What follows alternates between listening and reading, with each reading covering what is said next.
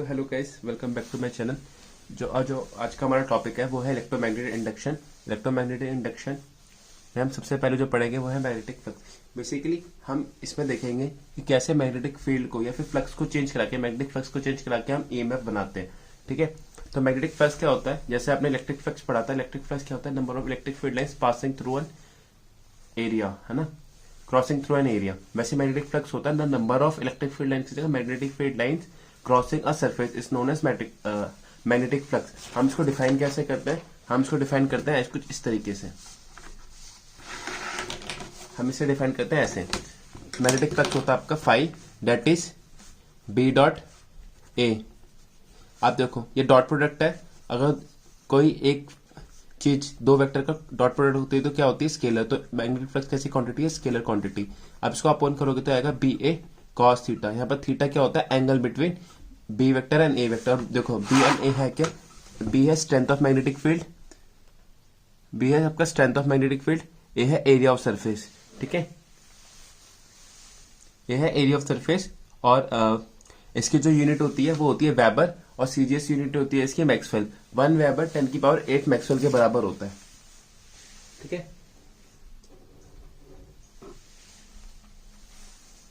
अब अगर एक कॉइल है, मान लो आपके पास ऐसे एक कॉइल दे रखा है, कॉइल है, इसके थ्रू आपका फ्लक्स आता है फाई, और एक और मैं ऐसे ही कॉइल ले लूं जिसके थ्रू फ्लक्स, मैग्नेटिक फील्ड भी सेम है, एरिया भी सेम है, तो इसके थ्रू भी फ्लक्स फाई आएगा। ऐसे मैं 3 कॉइल ले लूं और उसके थ्रू फ्लक्स कितना आएगा? फाई। तो इन तीनों का फ्लक्स, टोटल फ्लक्स कितना होगा? 3 इंटू फाई। ऐसे मैं एन लूप ले लूंगा तो टोटल फ्लक्स कितना होगा? N into phi. तो और फाई क्या? मैग्नेटिक फ्लक्स थ्रू 1 लूप, और 1 लूप के थ्रू मैग्नेटिक फ्लक्स कितना होता है? बी ए कॉस थीटा। तो यही बता रखा है मैंने। एक कॉइल है जहां पर एरिया, जिसका एरिया ए है और नंबर ऑफ टर्न्स एन है ना। तो कॉइल कैसी होती है आपकी? बेसिकली ऐसे। कभी सांप को लपटा हुआ देखा है? कुछ इस तरीके से, कुछ इस तरीके की आपकी कॉइल होती है ऐसी। मॉर्टिन देखा होगा ना, कुछ इसी तरीके से। बट उसमें क्या होता है? सबका रेडियस अलग होता है। मैं कह रहा हूं सबका रेडियस सेम है ना। तब in case of a coil of area having an turns, तो आपका फ्लक्स आता है एनबीए कॉस थीटा। ठीक है, अब हम क्वेश्चन की तरफ बढ़ते हैं। जब आपको ये आता है, ये आता है एनबीए कॉस थीटा। ठीक है, अब हम क्वेश्चन की तरफ बढ़ते हैं और देखते हैं। तब क्वेश्चन क्या आता है? The magnetic flux linked with the coil of N turns of area of cross section A held with its plane parallel to the field. आपको एक बात ध्यान रखनी है, उसने क्या बोला हमसे। अच्छा, आपको एक बात पता होगी कि एरिया जो होता है एक वेक्टर क्वांटिटी होती है। एक वेक्टर क्वांटिटी मतलब इसके डायरेक्शन भी होती है, बट डायरेक्शन बहुतों को पता नहीं होती। देखो किसी भी 2D फिगर में थी एरिया के अंदर, आप डायरेक्शन उसकी ऊपर भी ले सकते हो, नीचे भी ले सकते हो, है ना। एरिया वेक्टर ऐसे है, अगर वो मतलब मान लो इसमें रिंग रखी हुई है इस प्लेन में, जहां पर मेरी कॉपी है, तो प्लेन के ऊपर भी हम एरिया वेक्टर ले सकते हैं और नीचे भी ले सकते हैं। नॉर्मल टू द सरफेस लेना होता है ना। हम ऊपर भी ले सकते हैं, नीचे भी ले सकते हैं, दोनों ले सकते हैं। बट क्वेश्चन में अगर हमने एक बार जो मान लिया, हमें वही लेके चलना है। देखो इस चैप्टर में तुम कई बार डील करोगे जहां पर मैग्नेटिक फील्ड और एरिया वेक्टर में 0 180, इन दोनों में से किसी एक को लेना पड़ेगा। तो उन केसेस में हम मैक्सिमम 0 लेते हैं। ऐसा नहीं है 180 से गलत आंसर है, आंसर उससे भी सही आएगा, बट 0 लेना ज्यादा कन्वीनियंट होता है, हमें वैल्यू ज्यादा याद रहती है। किसी किसी को तो cos 180 की वैल्यू भी नहीं पता, है ना। इस वजह से हमारे लिए जो इजी होगा हम उसको लेंगे। ठीक है, तो हम आगे बढ़ते हैं और देखते हैं। तो यहां से फ्लक्स कितना आएगा? द मैग्नेटिक, उसने बोला हमसे, the magnetic flux linked with the coil of N turns of area of cross section A held with its plane parallel. देखो अगर ऐसे लूप है और इसी के पैरेलल मैग्नेटिक फील्ड चली जाती है सारी, है ना। तो इस देखो इसके एरिया वेक्टर, इसका एरिया वेक्टर कुछ इस तरीके से बनेगा, और मैग्नेटिक फील्ड में एंगल क्या बना? 90, और फ्लक्स कितना होता है? बी ए कॉस 90, और कॉस 90 क्या होता है? 0, है ना। तो फ्लक्स कितना आएगा आपको? 0। अगर एक से फ्लक्स 0 आ रहा है तो एन टर्न से कितना आएगा? मतलब एन लूप से कितना आएगा? 0। तो चाहे एक लूप से आए चाहे एन लूप से, टोटल फ्लक्स कितना आएगा आपका? 0। ठीक है, हम नेक्स्ट क्वेश्चन में बढ़ते हैं। नेक्स्ट क्वेश्चन कहता है हमारा, नेक्स्ट क्वेश्चन क्या है? नेक्स्ट क्वेश्चन बोलता है एक लूप दे रखा है जिसका रेडियस r है, जिसको इस तरीके से रखा गया है कि उसका प्लेन 30 डिग्री बना रहा है यूनिफॉर्म मैग्नेटिक फील्ड के साथ, जिसकी वैल्यू है B0। हमें मैग्नेटिक फ्लक्स निकालना है जो उसके साथ लिंक्ड है। देखो इस क्वेश्चन में मैक्सिमम लोग गलतियां कर देते हैं। इसको क्वेश्चन को करना कैसे है? देखो आपको ऐसे एक लूप दे रखा है, यहाँ से मैग्नेटिक फील्ड लाइन जा रही है इस तरीके से, है ना, जिस तरीके से कि इसकी प्लेन के साथ वो 30 डिग्री बना रहा है ना।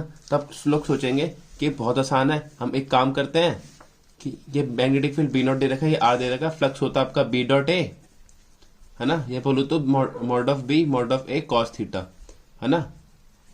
तो बी की वैल्यू तो बी नॉट हो गई, इसकी पाई आर स्क्वायर हो गई, और कॉस 30 पुट कर दो, है ना, थीटा की वैल्यू 30 पुट कर दो। 30 की वैल्यू, ये 30 वैल्यू गलत है, क्यों? क्योंकि मैंने बताया थीटा जो होता है angle between area vector and magnetic field होता है। इसका एरिया वेक्टर कैसे है, ऐसे, है ना। तो मैग्नेटिक फील्ड और उसके बीच में एंगल क्या बनेगा, 30 ना होके क्या बनेगा, 60 डिग्री। जो आपकी थीटा की वैल्यू है वो है 60 डिग्री। तो आपका जो फ्लक्स आएगा वो आएगा P naught pi are square cos 60। Cos 60 क्या होता है, वो होता है 1/2, तो हो जाएगा 1/2, तो आ जाएगा B naught pi are square by 2। ठीक है, अब नेक्स्ट क्वेश्चन हमारा क्या बोलता है, नेक्स्ट क्वेश्चन बोलता है कि एक लूप है जिसे स्ट्रेट एजिस से बना हुआ है ना, जिसके स्ट्रेट एजिस है, जिसके 6 कॉर्नर्स है और 6 कॉर्नर्स के पॉइंट्स दे रखे हैं। ठीक है, हमें मैग्नेटिक फील्ड दे रखी है बी नॉट आई कैप प्लस के cap tesla is present in the region. हमें फ्लक्स निकालना है इस लूप के थ्रू। देखो मैंने ये लूप बनाया, इसके पॉइंट्स गिवन थे, उसके through A B C D और ऐसे करके। तो एक लूप आया आपका एक्स वाई प्लेन में, एक दूसरा लूप आया आपका वाईजेड प्लेन में, है ना। तो ये लूप एक स्क्वायर बन रहा था। देखो सबसे पहले काम क्या, मैग्नेटिक फ्लक्स निकालना, बी दे रखा था। अगर हमें एरिया वेक्टर मिल जाए तो हमारा काम बन जाएगा। तो हमारी जो मेन कहानी जाएगी वो एरिया वेक्टर को निकालने पे जाएगी। एरिया वेक्टर कैसे निकालेंगे, देखो एरिया वेक्टर आप जानते होगे, एरिया तो निकालना जानते हो स्क्वायर का, कि साइड का स्क्वायर कर दो। बट एरिया वेक्टर में क्या होता है, हमें डायरेक्शन भी चाहिए। अब देखो डायरेक्शन निकालने के लिए क्या होता है, हम किसी भी दो एडजस्ट साइड का क्रॉस प्रोडक्ट कर देंगे तो हमें डायरेक्शन मिल जाएगी। अब जानते हो क्रॉस प्रोडक्ट से हमें क्या मिलता है, वेक्टर। तो हमने क्या करा, एरिया वेक्टर एबीसीडी निकालने के लिए हमने A B cross A D करा, है ना, A B cross A D करा। तो ए बी है आपका एल आई कैप और ए डी है आपका एल जे कैप। अच्छा, आई क्रॉस जे देखो ए बी करा ए डी करा, तो किधर आ रहा है, पॉजिटिव के कैप की तरफ। किसी को ये नहीं आता तो आप इस फॉर्मेट से याद रखना कि देखो आई जे के, अगर आप आई से जे की तरफ मूव करो तो क्या आएगा, जे से जे क्रॉस के आई आएगा और के क्रॉस आई जे आएगा, है ना। अगर आप इसका अपोजिट मूव करते हो तो क्लॉकवाइज डायरेक्शन में होगी, एंटी क्लॉकवाइज मूव करते हो, आई क्रॉस के आपका माइनस जे आएगा, के क्रॉस जे आपका माइनस आई आएगा। तो क्लॉकवाइज में पॉजिटिव आता है सारी चीजें और एंटी क्लॉकवाइज में नेगेटिव आता है। ठीक है, अब फ्लक्स निकालना है, हमें एरिया वेक्टर मिल गया तो इस लूप के थ्रू फ्लक्स निकाल लो। फ्लक्स स्केलर क्वांटिटी डायरेक्ट जैसे अलजेब्रिक एडिशन होता है वैसे ही हो जाता है। वेक्टर होता है तो वेक्टोरियल एडिशन करना पड़ता है, जो अपने ट्रायंगल लॉ पैरेललोग्राम लॉ पढ़ा है। तो फ्लक्स एक स्केलर क्वांटिटी है, तो आप एक के थ्रू निकाल के भी टोटल फ्लक्स प्लस कर दोगे तो टोटल फ्लक्स आ जाएगा।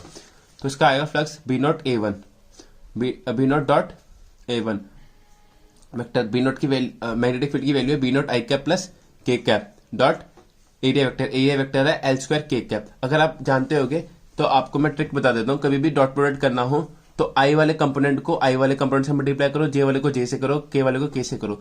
देखो इस वाले में कोई भी आई का कंपोनेंट तो है नहीं, तो आई का जो आई से मल्टीप्लीकेशन होगी उससे मल्टीप्लीकेशन होकर 0 आ जाएगी। सिर्फ के वाले को के से करो तो यह होगा बी नॉट, देखो इसको करोगे तो बी नॉट के कैप है, B naught k cap into L square k cap है, तो B naught into L square इसका आंसर आएगा। ठीक है, वैसे हम एरिया वेक्टर निकालेंगे ए डी ई एफ का, तो क्या होगा, हम किसी भी दो साइड का एडजसेंट साइड का क्रॉस प्रोडक्ट कर देंगे।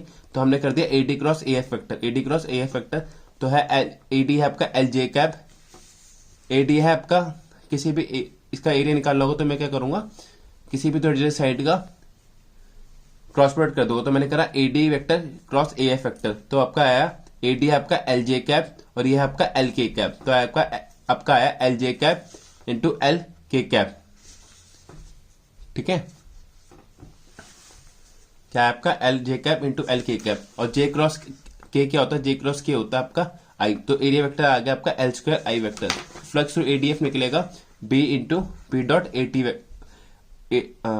B dot area vector of second loop. तो आपका मैग्नेटिक फील्ड दे रखा B naught I cap plus B naught k cap dot L square i cap. अभी मैंने बताया था आई वाले कंपोनेंट आई से मल्टीप्लाई होते हैं, जे वाले जे से होते हैं, के वाले के से होते हैं। तो के वाला के लिए तो कोई कंपोनेंट नहीं है इसके अंदर, तो उसका तो 0 हो गया, आई कैप और ये आई कैप है, तो B naught into L square सीधा करके आएगा flux two B naught L square. अब फ्लक्स एक स्केलर क्वांटिटी है तो टोटल फ्लक्स निकलेगा फर्स्ट लूप से और सेकंड लूप से के फ्लक्स को प्लस करके। फ्लक्स लूप पहले लूप से बी नॉट एल स्क्वायर है, सेकंड लूप से बी नॉट एल स्क्वायर, तो टोटल फ्लक्स हो गया आपका 2 बी नॉट एल स्क्वायर।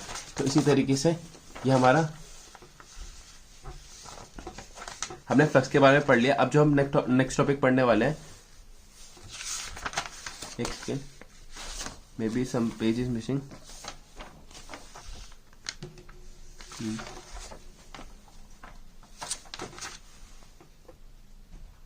तो गाइस हम अब देखने वाले हैं कि कैसे कैसे मैग्नेटिक फ्लक्स को चेंज करके ईएमएफ इंड्यूस करते हैं। इसी को हम इलेक्ट्रोमैग्नेटिक इंडक्शन भी बोलते हैं। देखो ये फिनोमेना क्या है, एक ईएमएफ को जनरेट करना by changing the magnetic lines of forces, है ना। जैसे आप किसी की भी थ्रू फ्लक्स, आपको याद रखना कभी भी किसी की लूप के थ्रू फ्लक्स चेंज होगा, किसी के लूप के थ्रू फ्लक्स चेंज होगा तो आपका ईएमएफ इंड्यूस होगा, है ना। अब इस ईएमएफ को इंड्यूस करा आपने। आप देखो फ्लक्स को चेंज करने के 3 तरीके होते हैं, या तो मैग्नेटिक फील्ड को चेंज कर दो, या एरिया वेक्टर को चेंज कर दो, या थीटा को चेंज कर दो। मैग्नेटिक फील्ड आपका चेंज हो सकता है कि आप टाइम के साथ उसको वेरी करा दो। एरिया वेक्टर चेंज हो सकता है आपका, देखो। और इसमें भी एरिया वेक्टर अभी आपको बताया नहीं है मैंने, एरिया वेक्टर कौन सा लेते हैं जिसके थ्रू, जैसे ये वाला है, ये वेलोसिटी v के साथ अंदर घुस रहा है, तो अगर हम पहले इस टाइम पे किसी भी टाइम 0 पे इसको लेने की कोशिश करेंगे तो आप एरिया वेक्टर लेंगे इतना सा, है ना। जितने फील्ड लाइंस, जितनी मैग्नेटिक फील्ड लाइंस क्रॉस कर रही होती है एरिया को, हम उतना ही एरिया लेते हैं। धीरे धीरे करके अंदर घुसेगा तो एरिया वेक्टर बढ़ता जाएगा, क्योंकि जो अंदर लूप है वो अंदर की साइड एंटर कर रहा है, तो जो एरिया वेक्टर है जितना क्रॉस कर रहा है वो बढ़ता जाएगा, तो इसमें एरिया वेक्टर चेंज होगा, है ना। और लास्ट क्वेश्चन होता है जब थीटा चेंज हो। मान लो आपका एक लूप इस तरीके से रखा गया है, मैग्नेटिक फील्ड लाइंस है, मैग्नेटिक फील्ड लाइन सारी अंदर की साइड है, और लूप रख दिया हमने इस प्लेन में रखा, और मैग्नेटिक फील्ड है अंदर की साइड, ठीक है। तो लूप और उसके बीच में अगर एंगल लगाएंगे तो 0 बनेगा। अगर हम लूप को रेडियस के अलोंग मूव करा दे, लूप को रेडियस के अलोंग मूव करा दे, सॉरी रेडियस या डायमीटर के अलोंग रोटेट करा दे, जैसे इसमें रोटेट करा रखा है, इसके अंदर रोटेट करा रखा, ऐसे समझो कि ये पेज है, ठीक है।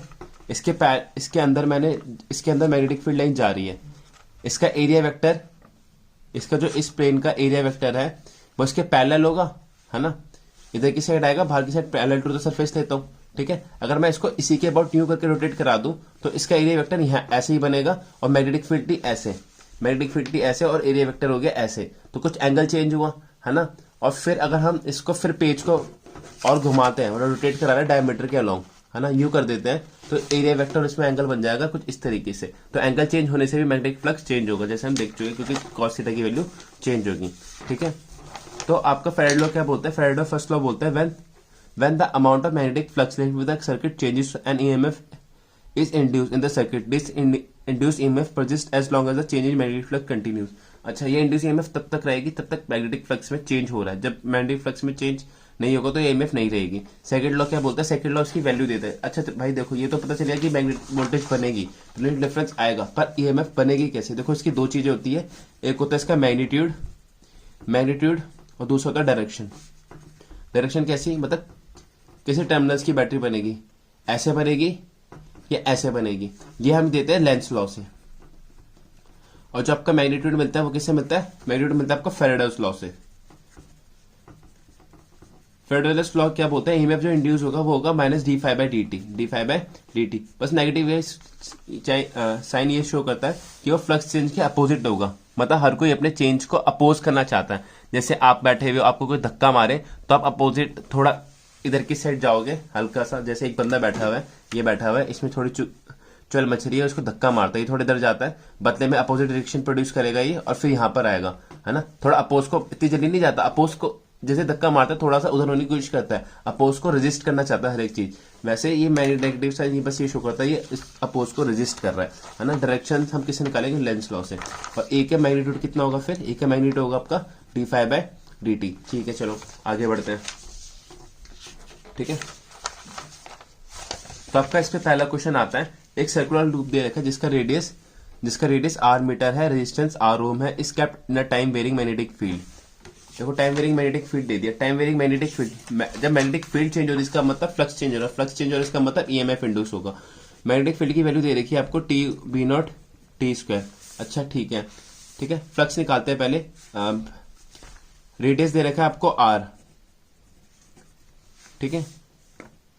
अच्छा देखो इसका प्लेन इस तरीके से लिखा गया है कि इसका प्लेन परपेंडिकुलर है मैग्नेटिक फील्ड के। अगर प्लेन परपेंडिकुलर है मतलब एरिया वेक्टर क्या है, प्लेन परपेंडिकुलर क्या मतलब है, जैसे ये प्लेन था, ये इसके इस मैग्नेटिक फील्ड लाइन ऐसे है तो इसके परपेंडिकुलर है, इसका एरिया वेक्टर कैसे आएगा, इसका एरिया वेक्टर, इस लूप का एरिया वेक्टर ये तो ऐसे आएगा, ये तो ऐसे आएगा, है ना। हम कुछ भी ले सकते हैं, 0 या 180 आएगा, ठीक है, हम कुछ भी ले सकते हैं। तो गाइस हम देख रहे थे कि अगर हम जैसे जैसे हमारा थीटा चेंज होगा तो हमारा फ्लक्स चेंज होता है, ठीक है। अब इसके बाद हम एक क्वेश्चन करने वाले थे, बेसिकली मैंने क्वेश्चन करा दिया था पर वीडियो रिकॉर्ड नहीं हुई थी तो मेरे को दोबारा से वो क्वेश्चन कराना पड़ेगा। हाँ, क्वेश्चन क्या बोलता है, एक सर्कुलर लूप है जिसका रेडियस r है और रेजिस्टेंस r ओम है, उसको एक टाइम वेरिंग मैग्नेटिक फील्ड में रखा गया जहाँ पर मैग्नेटिक फील्ड वेरी करिए 2b0t² के साथ, जिसका पेयर परपेंडिकुलर है मैग्नेटिक फील्ड के। हमें एक तो करंट निकालना है 2 सेकंड में, 4 फोल्ड निकालना है लूप में इन 2 सेकंड। अच्छा देखो, फ्लक्स क्या होता है आपका, फ्लक्स आपको होता है बी ए कॉस थीटा। उसने हमें बोल दिया कि जो प्लेन है मैग्नेटिक फील्ड है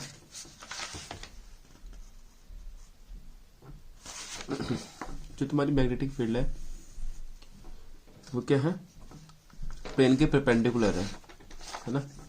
तो कुछ इस तरीके से होगी कुछ भी, फिर मैं इसको ऐसे भी देख सकता हूँ, ऐसे है लूप रखा हुआ, मैग्नेटिक फील्ड ऐसे है अंदर की साइड, क्रॉस का मतलब होता है अंदर, ठीक है। तो इन दोनों में एंगल क्या बना, ये तो 0 बनेगा या 180 बनेगा, मैं कुछ भी ले सकता हूँ, है ना। मैं 0 ले लेता हूँ, कॉस 0, ठीक है, बी ए कॉस 0। अब हम देखते हैं ये आ जाएगा, बी की वैल्यू देखिए b0, इसकी वैल्यू दे रखी है πr² cos 0 इज 1, ठीक है।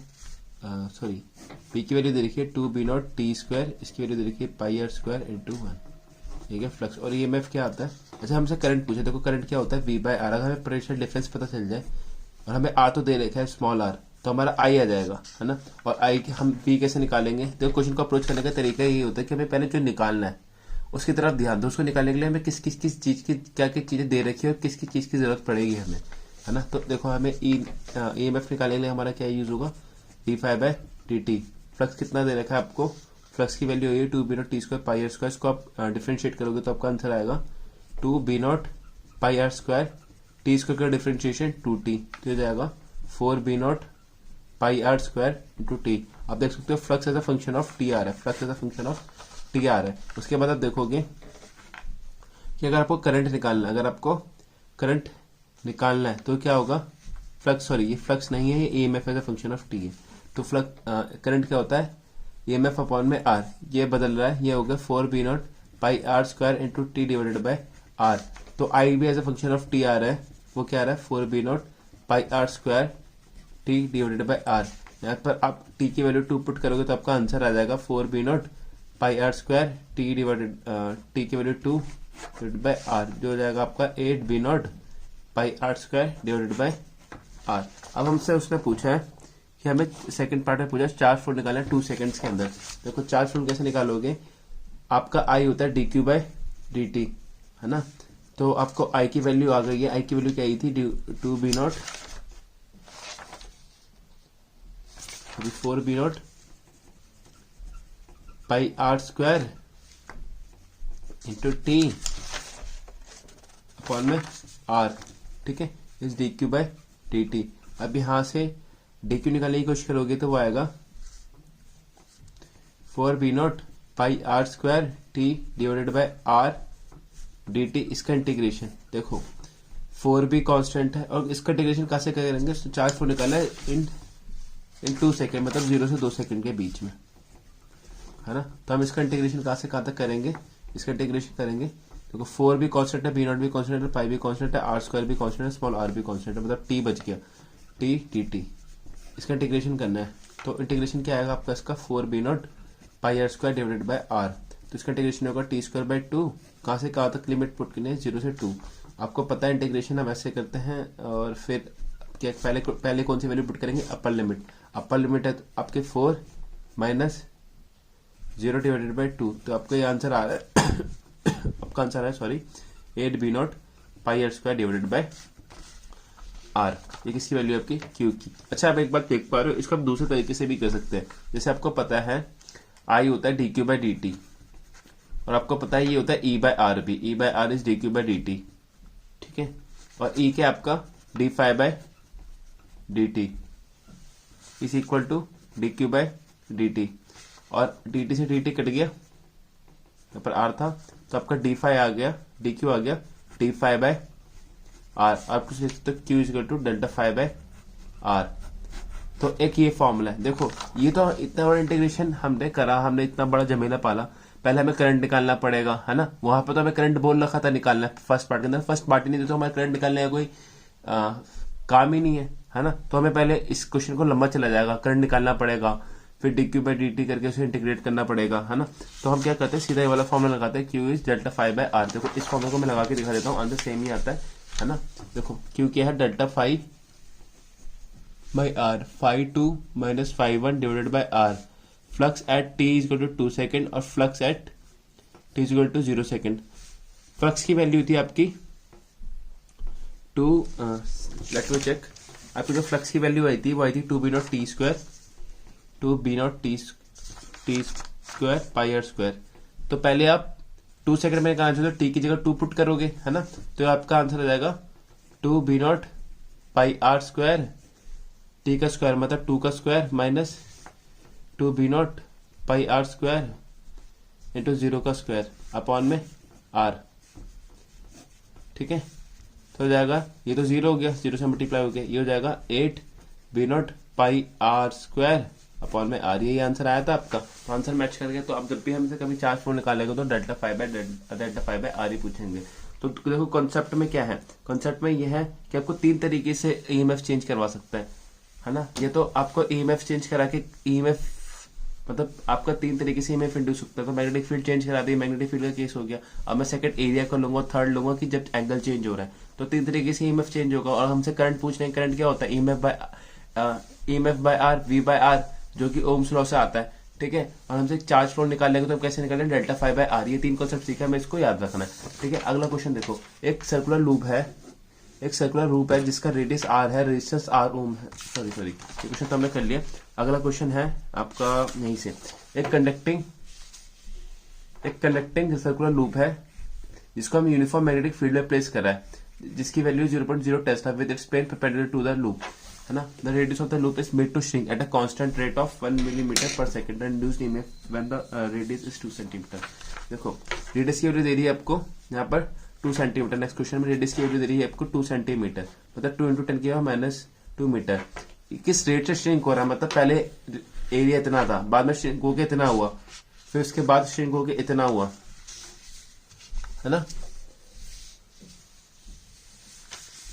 ठीक है, ये कैसे तो चल रहा है मुझे, उसने बोल रखा है कि जो आपका एरिया है वो श्रिंक हो रहा है। क्या आपका एरिया जो हो रहा है वो श्रिंक हो रहा है, यहाँ पर लिखा हुआ है, देखो the radius of the loop is made to shrink. जब रेडियस कम हो रहा है तो एरिया भी कम होगा भाई, है ना। और एरिया कम होगा तो मैग्नेटिक फ्लक्स चेंज होगा। क्यों, फ्लक्स को चेंज करने का दूसरा तरीका है, आप एरिया को चेंज करो। ठीक है, तो रेडियस 2 सेंटीमीटर है, तो इसको मैंने मीटर में चेंज कर लिया। और जो रेट ऑफ, जिस रेट से रेडियस चेंज हो रहा है, मतलब D R by D T आपको दे रखा है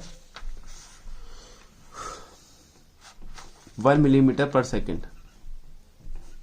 ठीक है, इसको भी आप चेंज करोगे तो आपका आएगा 10 की पावर -3 मिलीमीटर को मीटर में करोगे तो -3 मीटर पर सेकेंड। तो देखो आपको क्या निकालना है, आपको निकालना है इंड्यूस ईएमएफ। ईएमएफ होता है, अच्छा देखो उसने बोला है परपेंडिकुलर टू द लूप है। परपेंडिकुलर टू द लूप मतलब लूप ऐसे रखा गया, परपेंडिकुलर है उसके लूप के, तो उसमें और उसके एरिया वेक्टर में एंगल कितना बनेगा, 0। अभी मैंने बताया था पिछले क्वेश्चन में भी, तो ये हो गया BA cos 0। ठीक है, और एरिया वेक्टर क्या होता है, पाई आर स्क्वायर। मैग्नेटिक फील्ड दे रखी है 0.0525, है ना। चलो ये दे रखी है आपको 0.025, और एरिया वेक्टर होता है आपका पाई आर स्क्वायर cos 01, है ना। ये ईएमएफ आ गया, ईएमएफ होगा फिर आपका d5 बाई dt, है ना। तो देखो यहाँ पर ये कांस्टेंट है, ये कांस्टेंट, ये कांस्टेंट, ये r बदल रहा है। तो हम करते हैं एक काम, 0.025 इंटू 1, ये कांस्टेंट बाहर आ गया, इंटू पाई भी बाहर आ गया, है ना। आर स्क्वायर का डिफरेंशिएशन करोगे तो आएगा 2r, बट फंक्शन जो है वो r ना होके t के रिस्पेक्ट में है, मतलब हमने रिस्पेक्ट r के रिस्पेक्ट में ना करके t के रिस्पेक्ट में कर रहा है। तो फिर हमें dr बाई dt अलग से लिखना भी पड़ेगा। और dr बाई dt की वैल्यू क्या दे रखी है, 10 की पावर -3। देखो r की वैल्यू भी दे रखी है, तो इसमें वैल्यू पुट कर देंगे सबकी। देखो आपका आंसर आ जाएगा, मैंने यहाँ पर वैल्यू ही पुट करी है, सबकी वैल्यू पुट करी, b की वैल्यू पुट करी, पाई की वैल्यू, 2 की वैल्यू, r की वैल्यू, d बाई dt की वैल्यू। तो आपका आंसर आता है पाई, तो आपका आंसर आता है पाई माइक्रोवोल्ट। ठीक है, तो हम नेक्स्ट क्वेश्चन में बढ़ते हैं। नेक्स्ट क्वेश्चन बोलता है, देखो नेक्स्ट आपका क्वेश्चन बोल रहा है, एक कंडक्टिंग लूप है जिसे हम यूनिफॉर्म मैग्नेटिक फील्ड में रखे with spare perpendicular to the field and EMF induce in the loop, है ना। एक ईएमएफ इंड्यूस होता है इसमें, it is rotated about it axis it is rotated. देखो हम एक्सिस के अबाउट रोटेट करेंगे तो एंगल चेंज ही नहीं होगा। क्यों नहीं चेंज होगा? क्यों चेंज नहीं होगा? है ना। अच्छा इसका पहले करेक्ट ऑप्शन देख देते हैं। It is rotated powder diameter. अभी मैंने बताया था डायमीटर के अलॉन्ग। जैसे अगर मैग्नेटिक फील्ड आपको दिखा देता हूँ, अगर जैसे ये ऐसे है ना, देखो अभी मैं इसमें छेद करके दिखाता हूँ। ये मैग्नेटिक फील्ड ऐसे ही है ना। बट अगर ये डायमीटर के अलॉन्ग, मतलब इसके अलॉन्ग मूव रोटेट कर रहा है, इसके रोटेट कर रहा है, मतलब ये ऐसे हो जाएगा, तो मैग्नेटिक फील्ड इसमें कुछ एंगल बना, फिर एंगल बदला, है ना, फिर ऐसे ऐसे लूप करता रहेगा। ये जो मैग्नेटिक फील्ड की डायरेक्शन है, ये प्लेन की डायरेक्शन है, और इसमें एंगल बढ़,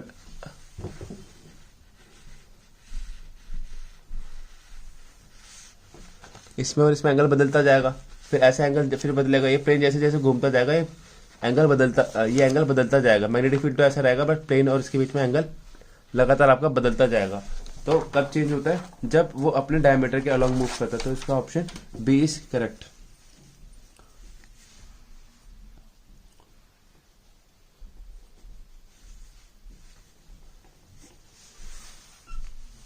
ओके अब देखो, अगर ये ऐसे था, ठीक है, अगर मैं इसको इसके एक्सिस के अलॉन्ग ही मूव करा देता, एक्सिस मतलब जैसे ये है, इसकी एक्सिस यही है ना, और मैग्नेटिक फील्ड ऐसे है ना। अगर मैं इसके एक्सिस के अबाउट इसको मूव कराता, क्या मैग्नेटिक फील्ड और उसके बीच में एंगल चेंज होता?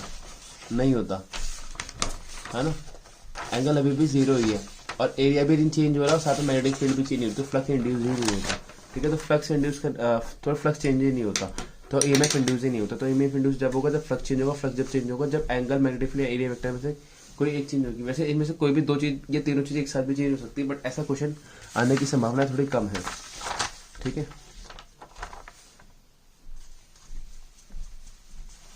हम नेक्स्ट क्वेश्चन में बढ़ते हैं। नेक्स्ट क्वेश्चन में देखो हमें क्या दे रखा है। नेक्स्ट क्वेश्चन में दे रखा है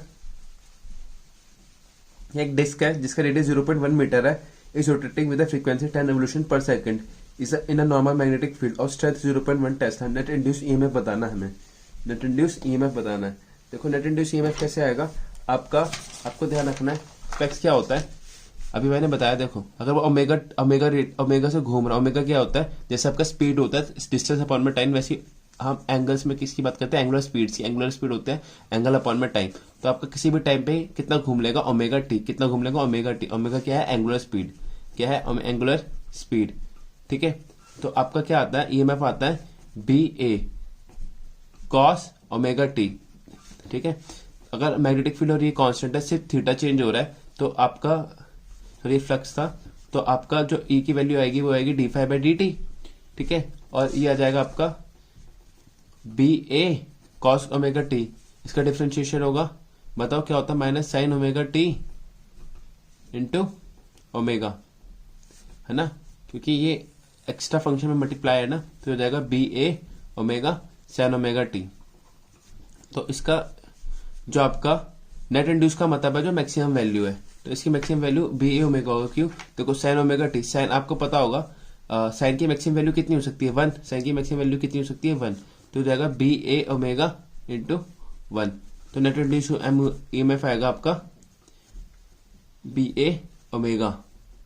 अब देखो मैग्नेटिक फील्ड आपको दे दिया उसने 0.1 टेस्ला, है ना, और आपको ओमेगा भी उसने दे दिया 10 रिवोल्यूशन पर सेकेंड, और साथ में उसने मैग्नेटिक फील्ड स्ट्रेंथ भी दे दी है। मैग्नेटिक फील्ड स्ट्रेंथ तो दे ही रखी थी 0.1 टेस्ला, और रेडियस भी दे दिया है ना। अगर आपको रेडियस दे दिया तो आपको एरिया पता चली गया, है ना। तो आपने यहाँ से फॉर्मूला लगाया बी ए, यहाँ पर देखो यहाँ पर लगाया उसने बी ए ओमेगा, और ए की value pi are square omega, B की वैल्यू भी पता, आर की वैल्यू भी पता, ओमेगा की वैल्यू पता। ये सबको पुट करोगे तो आपका पाई इंटू 10⁻⁻² वोल्ट। ठीक है, अगला क्वेश्चन देखते हैं। अगला क्वेश्चन क्या बोलता है? एक सर्कुलर कॉइल है जिसका रेडियस 6 सेंटीमीटर है, 20 टर्न्स है, उसे रोटेट करते हैं उसके वर्टिकल डायमीटर के अलॉन्ग। ठीक है, विद एंगुलर स्पीड 40 रेडियन पर second in uniform horizontal field. ठीक है, ठीक है, इधर कॉइल फॉर्म देखो मैग्नेटिक फील्ड भी दे रखा है, उसे रोटेट करा के ओमेगा भी दे रखा है, और साथ में नंबर ऑफ टर्न्स 20 दे रखे हैं, रेडियस भी दे रखा है। इधर coil form close loop of resistance 8 ohm, then the average power. देखो यार ये क्वेश्चन ना थोड़ा उसका हो जाता है एसी का, क्योंकि देखो इसमें ईएमएफ ना टाइम के साथ चेंज होता है। असल में वो चेंज भी ऐसे होता है कि वो एसी आप पढ़ोगे तब आपको पता चलेगा। जो पावर निकालते हैं उसका फॉर्मूला बता देता हूँ। पावर उस केस में होता है half P not, sorry power आपका एवरेज पावर आता है जो जिसकी वैल्यू आती है एवरेज पावर की आती है आपकी half V naught into I naught. यहाँ पर वी नॉट होता है मैक्सिमम वैल्यू और आई नॉट भी होता है मैक्सिमम वैल्यू। क्यों? जैसे आपका ईएमएफ आ गया बी नॉट ओमेगा, अभी आया था ऊपर B naught A omega cos omega T, तो आप देख सकते हो ई बदलता जा रहा है, पर इसकी मैक्सिमम वैल्यू क्या है बी नॉट ए ओमेगा। तो यहाँ पर जो आता है यहाँ पर मैक्सिमम वैल्यू होती है, यहाँ पर भी मैक्सिमम वैल्यू आती है। या आप बाकी अब किसी को कन्फ्यूजन हो तो वो एसी में जाके पढ़ेगा इस बारे में। अब वो एसी में डिटेलिंग में देख सकते हो, मैंने उसकी वीडियो बना रखी है। ठीक है, आप सर्च मार लेना अल्टरनेटिव करंट साइंस महफिल, आपको मिल जाएगी। ठीक है, हम आगे बढ़ते हैं। कॉस ओमेगा टी हमने देख लिया। ठीक है, तो देखो हमने क्या करा इस क्वेश्चन के अंदर, सबसे पहले हमें निकालना है, हम सबसे पहले क्या करेंगे, आर दे रखा है, नंबर ऑफ टर्न्स दे रखे हैं, ओमेगा दे रखा है ना। पहले देखो एक लूप फ्लो हो रहा था, एक लूप से फ्लक्स था बी ए कॉस ओमेगा टी, तो एन लूप से होगा एन बी ए कॉस ओमेगा टी। आपका ईएमएफ आएगा D five by D T. तो यहाँ पर देखो एन तो बाहर ही आ जाएगा आपका, है ना, बी भी कॉन्स्टेंट है, ये भी बाहर आ जाएगा, ए भी बाहर आ जाएगा, तो कॉस ओमेगा टी का डिफरेंशिएशन क्या होगा माइनस साइन ओमेगा टी। ठीक है, ठीक है, और यहाँ पर एन ए बी ओमेगा ये क्या है, इसकी मैक्सिमम वैल्यू भी मैंने बताया था, क्योंकि साइन ओमेगा टी की वैल्यू कहाँ से कहाँ तक वेरी करती है -1 से 1 तक, तो इसकी मैक्सिमम वैल्यू 1 ही हो सकती है। तो आपकी ई नॉट आता है आपका maximum value that is N B A omega, है ना। मैग्नीट्यूड की बात करो, कोई पूछे इस माइनस साइन का कैंडिडेट करता है, मैं मैग्नीट्यूड की बात कर रहा हूँ, है ना। आपको एक बात ध्यान रखनी है, क्या ध्यान रखनी है, एक कंप्लीट साइकिल में जैसे साइन ओमेगा टी का फंक्शन आया है, आप इसको थोड़ा एसी में ज्यादा पढ़ोगे, कंप्लीट साइकिल में साइन ओमेगा टी का 0 होता है, इंटीग्रेशन करोगे तो। चलो छोड़ो अभी इसको, बस आप समझ लो कि ए एवरेज जब साइन या कॉस में दे रखा हो, एवरेज निकालो पूरे कंप्लीट साइकिल में तो 0 आता है। एसी में देख लेना, एसी में आपको समझा रखा है। यहाँ पर ई मैक्स है आपकी साइन, ई मैक्स की वैल्यू जब होगी जब साइन अपना मैक्सिमम वैल्यू लेगा जो कि वो 1 पे लेता है, तो जब इसकी वैल्यू 1 हो जाएगी ई मैक्स सेम हो जाएगा। तो मैंने नंबर ऑफ टर्न्स दे रखा था, मैग्नेटिक फील्ड दे रखा था, एरिया दे रखा था, ओमेगा दे रखा था, मैंने सबकी वैल्यूज पुट करी, मेरा आंसर आ गया ई मैक्स की 8 वोल्ट। अब मुझे आई मैक्स निकालना था। अब देखो आई मैक्स क्या होगा, E max divided by R, तो ई मैक्स दे रखा है, आर दे रखा था, इसकी वजह से मैंने आई मैक्स निकाल दिया। और एवरेज पावर डिसिपेटेड होता है half E max I max, है ना, ई नॉट ई आई नॉट, मतलब ई नॉट आई नॉट क्या है, वही ई मैक्स और आई मैक्स। तो इसकी वैल्यू मैंने पुट करी, जो मैंने ऊपर से कैलकुलेट करी, तो मेरा आंसर आ जाएगा। ठीक है, बस यही कॉन्सेप्ट था कि एवरेज पावर डिसिपेटेड क्या होता है एसी सप्लाई के अंदर, मतलब जो भी ईएमएफ या करंट साइन या कॉस के फंक्शन से वेरी करता है, बेसिकली उन्हीं को एसी सप्लाईज बोला जाता है ना, जो आपका 12th में यूज हो रही है। ठीक है, और एवरेज पावर क्या होता है उस केस के अंदर, half E not I not, जहाँ पर ईएमएफ ये ई नॉट मैक्सिमम वैल्यू और ये आई नॉट भी मैक्सिमम वैल्यू करंट की। ठीक है, अगला आता है हमारा लेंस लॉ। देखो अभी तक हमने बात करी थी कि मैग्नेटिक, सबसे पहले हमने बात करी थी कि हाँ जब भी फ्लक्स चेंज होगा तो मैग्नेटिक, जब भी फ्लक्स चेंज होगा आपका ईएमएफ इंड्यूस होगा। अब ईएमएफ इंड्यूस हुआ, अब इस ईएमएफ के 2 चीज थे, एक मैग्नेटिक डायरेक्शन, लेंस लॉ देता है, वो बताता है कि डायरेक्शन बताता है कि कैसे टाइप की बैटरी बनेगी। मैंने अभी पीछे आपको करके भी बताया था, है ना। तो ये क्या बोलता है, this law gives us the direction of induce EMF. According to this law the polarity of induced EMF in a circuit is such that it opposes the change in magnetic flux responsible for its production. Lenz's law is in accordance with the principle of conservation of energy. अच्छा, ठीक है, आइए किसके accordance में, principle of conservation of energy के। ऐसा Lenz law क्या बोलता है, इसमें ऐसे भी याद रखते हैं। देखो जो मैग्नेटिक फ्लक्स के चेंज होने का कारण होगा वो उसी को खत्म करने का काम करेगा, क्योंकि यूनिवर्स में कोई भी चीज चेंज ही नहीं चाहती। ठीक है, जैसे मैं पहले लिखूं current flow in such a, देखो current flows in such a way that it tries to oppose the cause which it produces. यहाँ पर देखो मैग्नेटिक फील्ड घट रही है, मैग्नेटिक फील्ड घटने का, मैग्नेटिक फील्ड घट रही है, मैग्नेटिक फील्ड है किधर की साइड, बाहर की साइड है। अगर मैग्नेटिक फील्ड बाहर की साइड घट रही है तो करंट इस तरीके से करंट उसमें फ्लो करेगा कि मैग्नेटिक फील्ड बढ़ाए। मैग्नेटिक फील्ड कब बढ़ाएगा, जब इस करंट की वजह से भी मैग्नेटिक फील्ड की डायरेक्शन ऐसे आए, बाहर की साइड आए, ताकि नेट मैग्नेटिक फील्ड इंक्रीज हो, है ना। तो करंट कैसे फ्लो होगा, ऐसे, जब भी बाहर की साइड आएगा आपका, जब भी आपका देखो, जब भी आपका बाहर की साइड आएगा तो इसमें कैसे फ्लो होगा, आप देखो एंटी क्लॉकवाइज। ठीक है, पर अगर करंट इंक्रीज हो रहा होता तो ये कैसे फ्लो होता, क्लॉकवाइज। देखो कैसे फ्लो होता, क्लॉकवाइज। क्यों, क्योंकि अब हमें करंट को घटाना है, तो हमने क्या करा, नीचे की साइड करंट ले लिया। अब देखो एक ऐसा ही क्वेश्चन है, जब एक लूप है, इसके पास हम नॉर्थ ये वाला मैग्नेट लेके जा रहे हैं, जब मैग्नेट लेके जाएंगे तो क्या होगा, मैग्नेट लेके जाएंगे तो नॉर्थ से साउथ मैग्नेटिक लाइन चलती है, नॉर्थ से साउथ, तो इससे जो मैग्नेटिक फील्ड लाइन से ज्यादा क्रॉस करना चालू कर देगी। मतलब मैग्नेटिक फील्ड कैसे होगा, मैग्नेटिक फील्ड बढ़ाना चालू करेगा, तो इसमें करंट ऐसे फ्लो होगा कि उसको घटाए। तो कैसे प्रोड्यूस होगा, देखो इसमें नॉर्थ ऐसे इस साइड पे मैग्नेटिक फील्ड बढ़ रहा है, तो ये मैग्नेटिक फील्ड ऐसे जनरेट करेगा ताकि घटे। तो मैग्नेटिक फील्ड किधर की साइड जनरेट होनी है, इधर की साइड। तो इस वजह से मैंने करंट की डायरेक्शन ऐसे डिसाइड करी है, ठीक है। ऐसे अगर मैं इसको मैग्नेट को दूर ले जाऊंगा, जैसे इस केस में मैं इसको दूर ले जा रहा हूँ, है ना, दूर ले जाने पे क्या होगा, इससे जो मैग्नेटिक फील्ड लाइंस होंगी वो डिक्रीज करेंगी, क्योंकि दूर जा रहा है मैग्नेटिक फील्ड लाइन डिक्रीज करेंगी। तो इस तरीके से प्रोड्यूस होना चाहेगा कि मैग्नेटिक फील्ड लाइंस को वो बढ़ाए। मैग्नेटिक फील्ड लाइंस की डायरेक्शन क्या है, इधर की साइड। तो करंट भी कैसे फ्लो होगा, देखो ऐसे, ताकि इधर की साइड मैग्नेटिक फील्ड लाइंस आपकी बढ़ जाए, ठीक है। हम बढ़ते हैं क्वेश्चंस की तरफ। देखो पहले वेरी फर्स्ट क्वेश्चन ही बोलता है the north pole of a bar magnet is moved towards the coil along the axis passing through the center of the coil and perpendicular to the plane of the coil. The direction of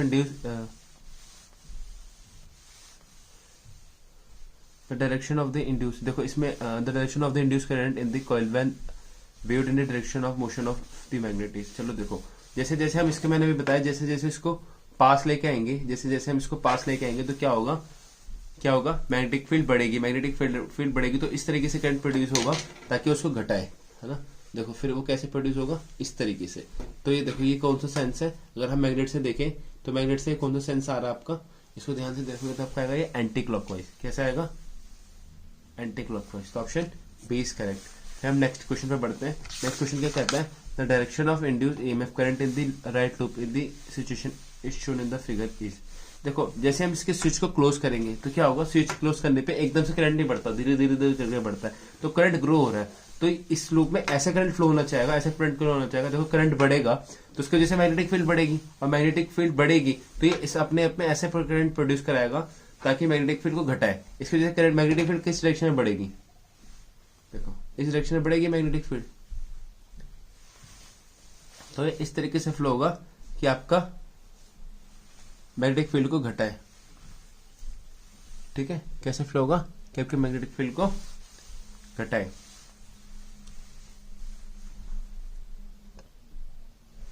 देखो current कैसे flow होगा इसमें, देखो इसकी वजह से magnetic field है इधर की साइड, आप देखने की कोशिश करो, इस पे इस तरीके से फ्लो हो रहा है करंट। तो मैं इधर की साइड ही रखूंगा तो मैग्नेटिक फील्ड है इधर की साइड, वो भी एकदम से वो हुआ है तो करंट इंक्रीज करे, मतलब मैग्नेटिक फील्ड इंक्रीज करे। तो इसमें ऐसे फ्लो होगा कि मैग्नेटिक फील्ड डिक्रीज करे, तो करंट वो मैग्नेटिक फील्ड जाएगा इस साइड है ताकि डिक्रीज करे, कैंसिल आउट करे कुछ। तो कैसे फ्लो कराएगा, एक्स यहाँ पर है, वाई ऊपर है, जेड नीचे है, तो एक्स से जाएगा वाई की तरफ, वाई से जाएगा जेड की तरफ। तो इसका आंसर आएगा along X Y Z. Option C is correct, along X Y Z, ठीक है। तो नेक्स्ट क्वेश्चन की तरफ बढ़ते हैं। नेक्स्ट क्वेश्चन देखते हैं क्या बोलता है ना। नेक्स्ट क्वेश्चन बोलता है the direction of induce current in the coils A and be in the situation shown in the figure, ठीक है। देखो मैग्नेट को हम किधर की साइड ले जा रहे हैं, हम ले जा रहे हैं इस वाली कॉइल से दूर, इस वाली कॉइल के पास। जैसे हम इस वाली कॉइल से दूर ले जा रहे हैं, देखो इस वाली कॉइल से दूर ले जा रहे हैं, तो हो क्या रहा है, अपने आप देख रहे होगे आप कि इससे मैग्नेटिक फील्ड नॉर्थ से साउथ की तरफ होगी, है ना। तो अगर हम इससे दूर ले जा रहे हैं तो इसकी वजह से जो मैग्नेटिक फील्ड की डायरेक्शन, जो मैग्नेटिक फील्ड लाइन है इसको जो क्रॉस कर रही थी वो कम हो रही है, तो इस तरीके से फ्लो कराएगा करंट को कि ताकि आपकी मैग्नेटिक फील्ड लाइंस बढ़े। तो किस तरीके से फ्लो कराएगा आपको, ताकि मैग्नेटिक लाइंस आपकी बढ़े। तो करंट कैसे फ्लो कराना चाहता था, ताकि मैग्नेटिक फील्ड लाइंस बढ़े। देखो इसके लिए नॉर्थ है इधर, तो मतलब मैग्नेटिक फील्ड इस लाइन इसके लिए इधर की साइड, है ना, इसके लिए इस वाली के लिए इधर की साइड। तो अब देखोगे कि अगर हमें मैग्नेटिक फील्ड बढ़ाना है तो करंट ऐसे फ्लो करना चाहिए। कैसे फ्लो करना चाहिए, सॉरी डिक्रीज हो रही है, हाँ, तो आपको कैसे फ्लो करना चाहिए, एक्स टू वाई करेगा तभी तो इधर की साइड बढ़ेगा। देखो एक्स से वाई की साइड जाएगा, मतलब करंट आपका ऐसे घूमेगा इस तरीके से, इस तरीके से घूमना चालू करेगा, मतलब एक्स से वाई की तरफ जाएगा, आपका थोड़ा इस तरीके से घूमना चालू करेगा, मतलब आपका एक्स से वाई जाएगा, है ना। यहाँ पर एक्स है ना, एक्स से वाई की साइड मूव कर रहा है, इसलिए बोलूंगा मैं इसमें करंट किधर मूव करना चाहिए, एक्स टू वाई। अब देखो मैग्नेटिक फील्ड की डायरेक्शन तो ऐसी साइड है ना, इस वाले लूप के लिए भी जैसे जैसे इधर जा रहा है तो number of field lines cross करते हुए ज्यादा हो रही है, तो ये इस तरीके से इंड्यूस करेगा कि मैग्नेटिक फील्ड लाइंस घटे इसके थ्रू। तो ये किस तरीके से इंड्यूस करेगा कि ये घटाना चाहता है मैग्नेटिक फील्ड है इधर की साइड, तो घटाएगा कैसे, जब वो इधर की साइड कर दे, है ना। वो इधर की साइड कैसे करेगा, इधर की साइड कैसे करेगा, जब वो करंट को कुछ इस तरीके से फ्लो कराएगा, किस तरीके से, कुछ इस तरीके से फ्लो कराएगा, तो वो इधर की साइड आ जाएगा और घटने चालू हो जाएगी वैल्यू, है ना। तो करंट कैसे मूव करेगा, ऐसे, फिर ऐसे ऐसे। तो कहाँ से कहाँ मूव कर रहा है, ये Q to P मूव कर रहा है, तो इसमें X to Y मूव करेगा, यहाँ पर Q to P मूव करेगा, तो ऑप्शन बी इज करेक्ट। अब नेक्स्ट क्वेश्चन बढ़ते हैं। नेक्स्ट क्वेश्चन बोलता है कि टू कॉइल्स है A and B, two coils दे रखी है A and B as shown, two coils दे रखी है आपको A and B as shown in the figure. A current starts flowing in B as shown when A is move towards B and stops when A stops moving, है ना। देखो जब A B की side move कर रहा है तो इसमें करंट फ्लो कर रहा है ना, और जब स्टॉप कर दे रहा है तो करंट स्टॉप हो रहा है। Current in A is counter clockwise B is when B is kept stationary when A moves. Now we can infer that,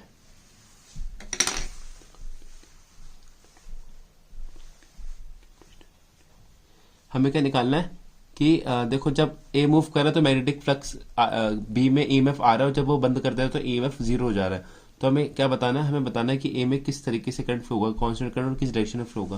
देखो अगर इसके इधर मूव करने से, अगर इसके इधर मूव करने से इसमें ईएमएफ मैग्नेटिक फील्ड कैसे आ रहा है, ऊपर की साइड, कैसे आ रहा है, ऊपर की साइड। देखो जैसे इधर इधर मूव करेगा, इधर की साइड मूव करेगा, तो इसकी साइड जो लिंक्ड मैग्नेटिक फील्ड होगी, सोचो ना, पहले इससे इतना दूर है तो इससे लिंक्ड मैग्नेटिक फील्ड लेंथ कम होगी, है ना। बट जैसे इसके और पास आ जाएगा तो मैग्नेटिक फील्ड लाइंस जो इसके थ्रू इसके सेकंड लूप से लिंक्ड हो रही होंगी वो ज्यादा होंगी। ये फर्स्ट लूप है और ये सेकंड लूप है, इससे ज्यादा लिंक्ड हो रही होंगी, मतलब ये मैग्नेटिक फील्ड इस तरीके से प्रोड्यूस करेगा ताकि वो उसको डिक्रीज कर सके, है ना। अगर डिक्रीज करने के लिए ऊपर कर रहा है तो इसमें ऐसे फ्लो होना चाहिए, ऐसे फ्लो होना चाहिए, है ना। डिक्रीज कर रहा है मतलब, डिक्रीज करने का मतलब है कि अगर इसमें ऊपर था तो इसमें नीचे होगा, तभी डिक्रीज कर रहा है ना। तो इसमें करंट कैसे फ्लो होना चाहिए, आपको करंट फ्लो होगा काउंटर क्लॉकवाइज, मतलब एंटी क्लॉकवाइज, इस तरीके से फ्लो होगा, तभी आपको ऊपर आएगा, है ना। तो इसमें क्या है, इसमें इसका आंसर है ऑप्शन ए।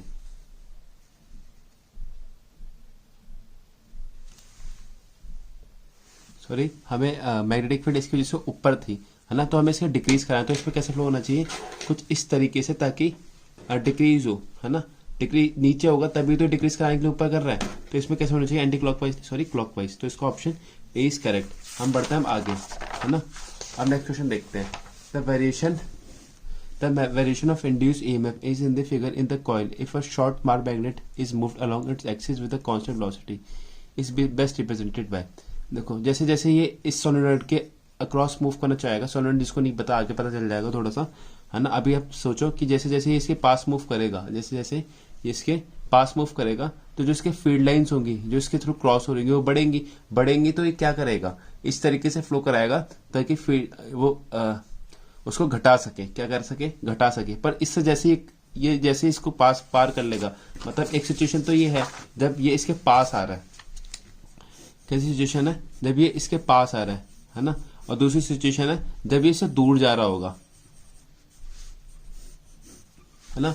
और जब इसके पास आ रहा होगा तो number of magnetic field lines इससे बढ़ेंगी, क्योंकि इसके पास आ रहा है तो ज्यादा फील्ड लाइंस इसको क्रॉस करेंगी, तो इस तरीके से मैग्नेटिक फील्ड प्रोड्यूस कराएगा ताकि घटे, है ना। बट जब इससे दूर जाएगा ये, जब ये मैग्नेटिक फील्ड से दूर जाएगा तो इससे जो फील्ड लाइंस होंगी वो कम क्रॉस कर रही होंगी, तो इस तरीके से प्रोड्यूस कराएगा कि ये इंक्रीज करे। तो दोनों साइड में, दोनों बार में जो आपका ईएमएफ आएगा उसका जो पोलैरिटी होगी वो अपोजिट होनी चाहिए। और यहाँ पर देखो अपोजिट पोलैरिटी का बस एक ऑप्शन दिख रहा है, वो है ऑप्शन बी इज करेक्ट। तो हम ऐसे भी क्वेश्चन को डील कर सकते हैं। नेक्स्ट क्वेश्चन क्या है, नेक्स्ट क्वेश्चन बोलता है एक इन्फिनिटी लॉन्ग सिलेंडर लिए जिसको हम parallel uniform magnetic field B is directed. देखो एक इन्फिनिटी लॉन्ग सिलेंडर लिए is kept parallel to uniform magnetic field B directed along the positive Z axis. The direction of induced current on the surface of cylinder as seen from this Z axis will be. देखो क्योंकि हमने ऐसा बोला है उसने कि magnetic field ऐसे है और हमने जो सिलेंडर लिया है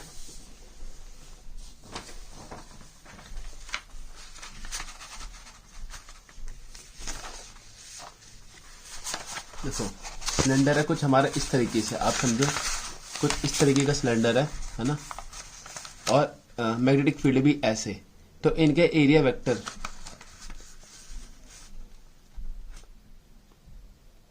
बी, ठीक है, हाँ।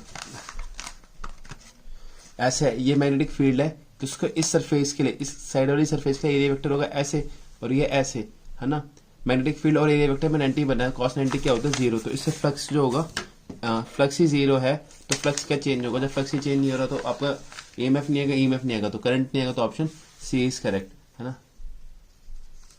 तो नेक्स्ट क्वेश्चन, आपका नेक्स्ट टॉपिक आता है मोशन EMF। मोशन EMF एक ये बहुत इंटरेस्टिंग टॉपिक है, और इससे क्वेश्चंस काफी ज्यादा आते हैं, जेई में तो बहुत ज्यादा आते हैं, तो ये टॉपिक पढ़ना जरूरी रहता है। मैं मोशन EMF को थोड़ा डिस्क्राइब कर देता हूँ आप लोगों को कि मोशन EMF होता क्या है। मान लो एक रॉड दी, है ना, रॉड दी, आप एक बात जानते हो, शायद पढ़ के आए होगे मैग्नेटिज्म में कोई भी चार्ज अगर एक मैग्नेटिक फील्ड में प्रोड्यूस करता है, फ्लो करता है, तो उस पर एक फोर्स लगती है Q V क्रॉस B, लगती है Q V क्रॉस B। आपको पता होगा मैग्नेटिक फील्ड में कोई भी चार्ज फ्लो कर रहा हो तो उस पर जो मैग्नेटिक फोर्स लगती है वो लगती है Q V क्रॉस B।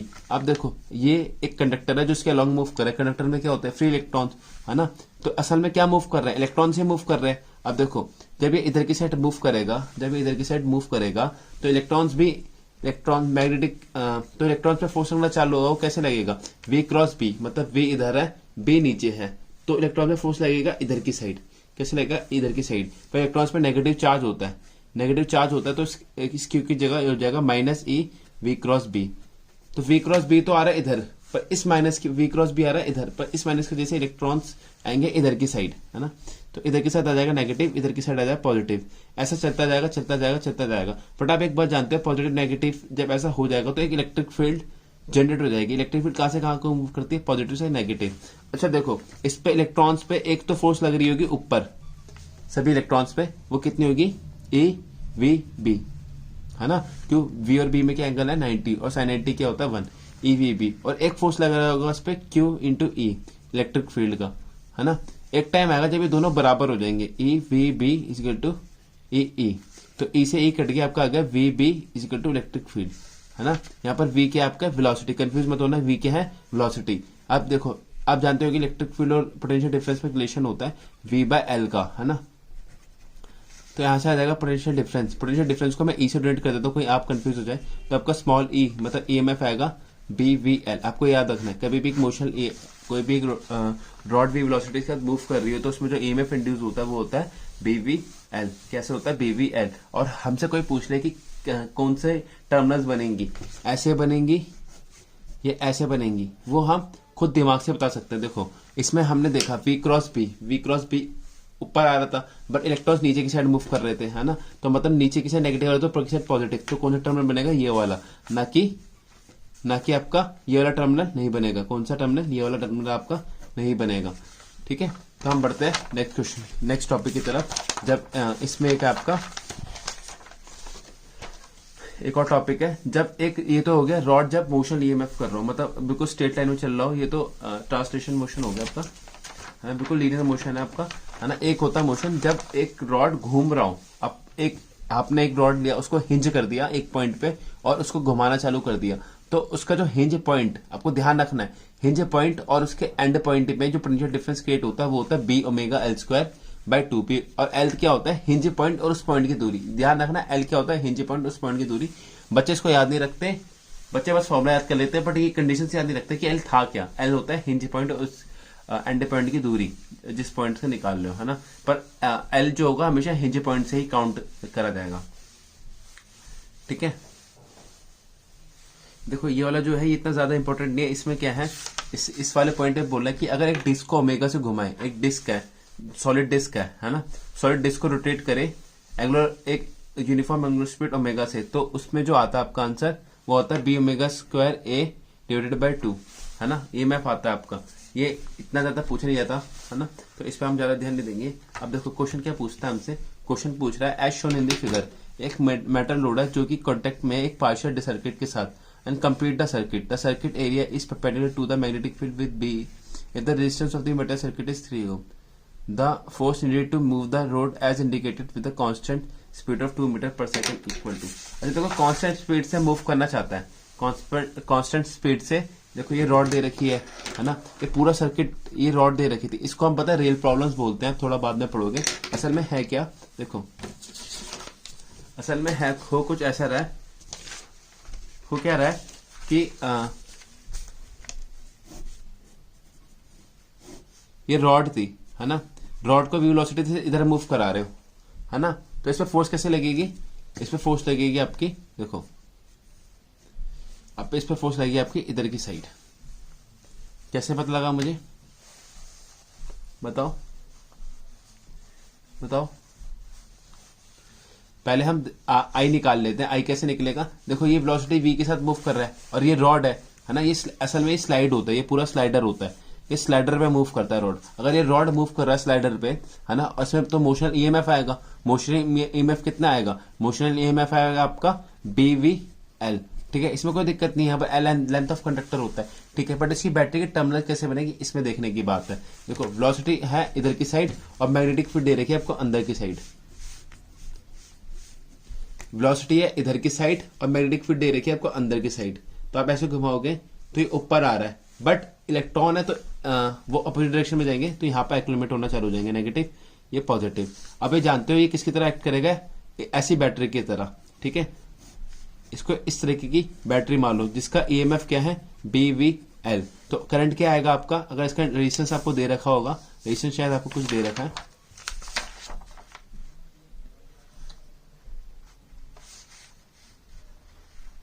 हाँ रेजिस्टेंस आपको दे रखा है 3 ओम, ठीक है।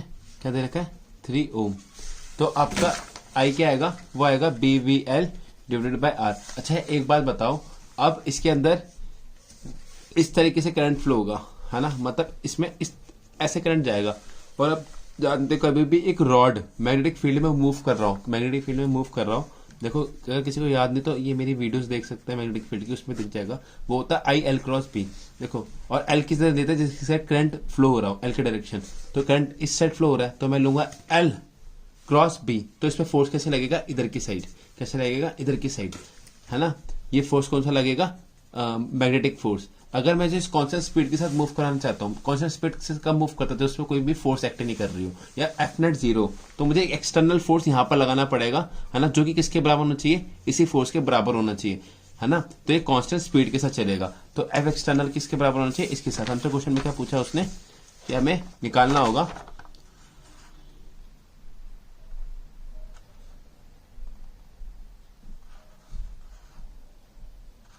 हमें फोर्स ही निकालनी है, तो हम फोर्स कैसे निकालेंगे, हमें मैग्नेटिक फोर्स तो हम निकाल सकते हैं, वो हमारे एक्सटर्नल फोर्स के बराबर होना चाहिए। मैंने उसके इक्वल क्लिक करा, मेरा आंसर आ गया है ना। नेक्स्ट क्वेश्चन है, एक 2 मीटर लॉन्ग मेटेलिक रॉड है, रोटेट्स करे एक एंगुलर फ्रीक्वेंसी 200 रेडियन पर सेकंड के साथ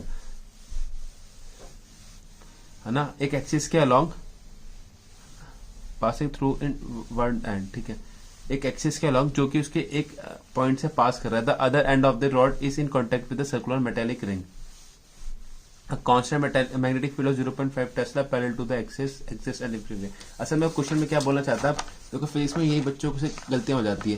देखो इस टाइम तो क्वेश्चन समझ आ रहा है, पर एक बार आप खुद क्वेश्चन पढ़ना।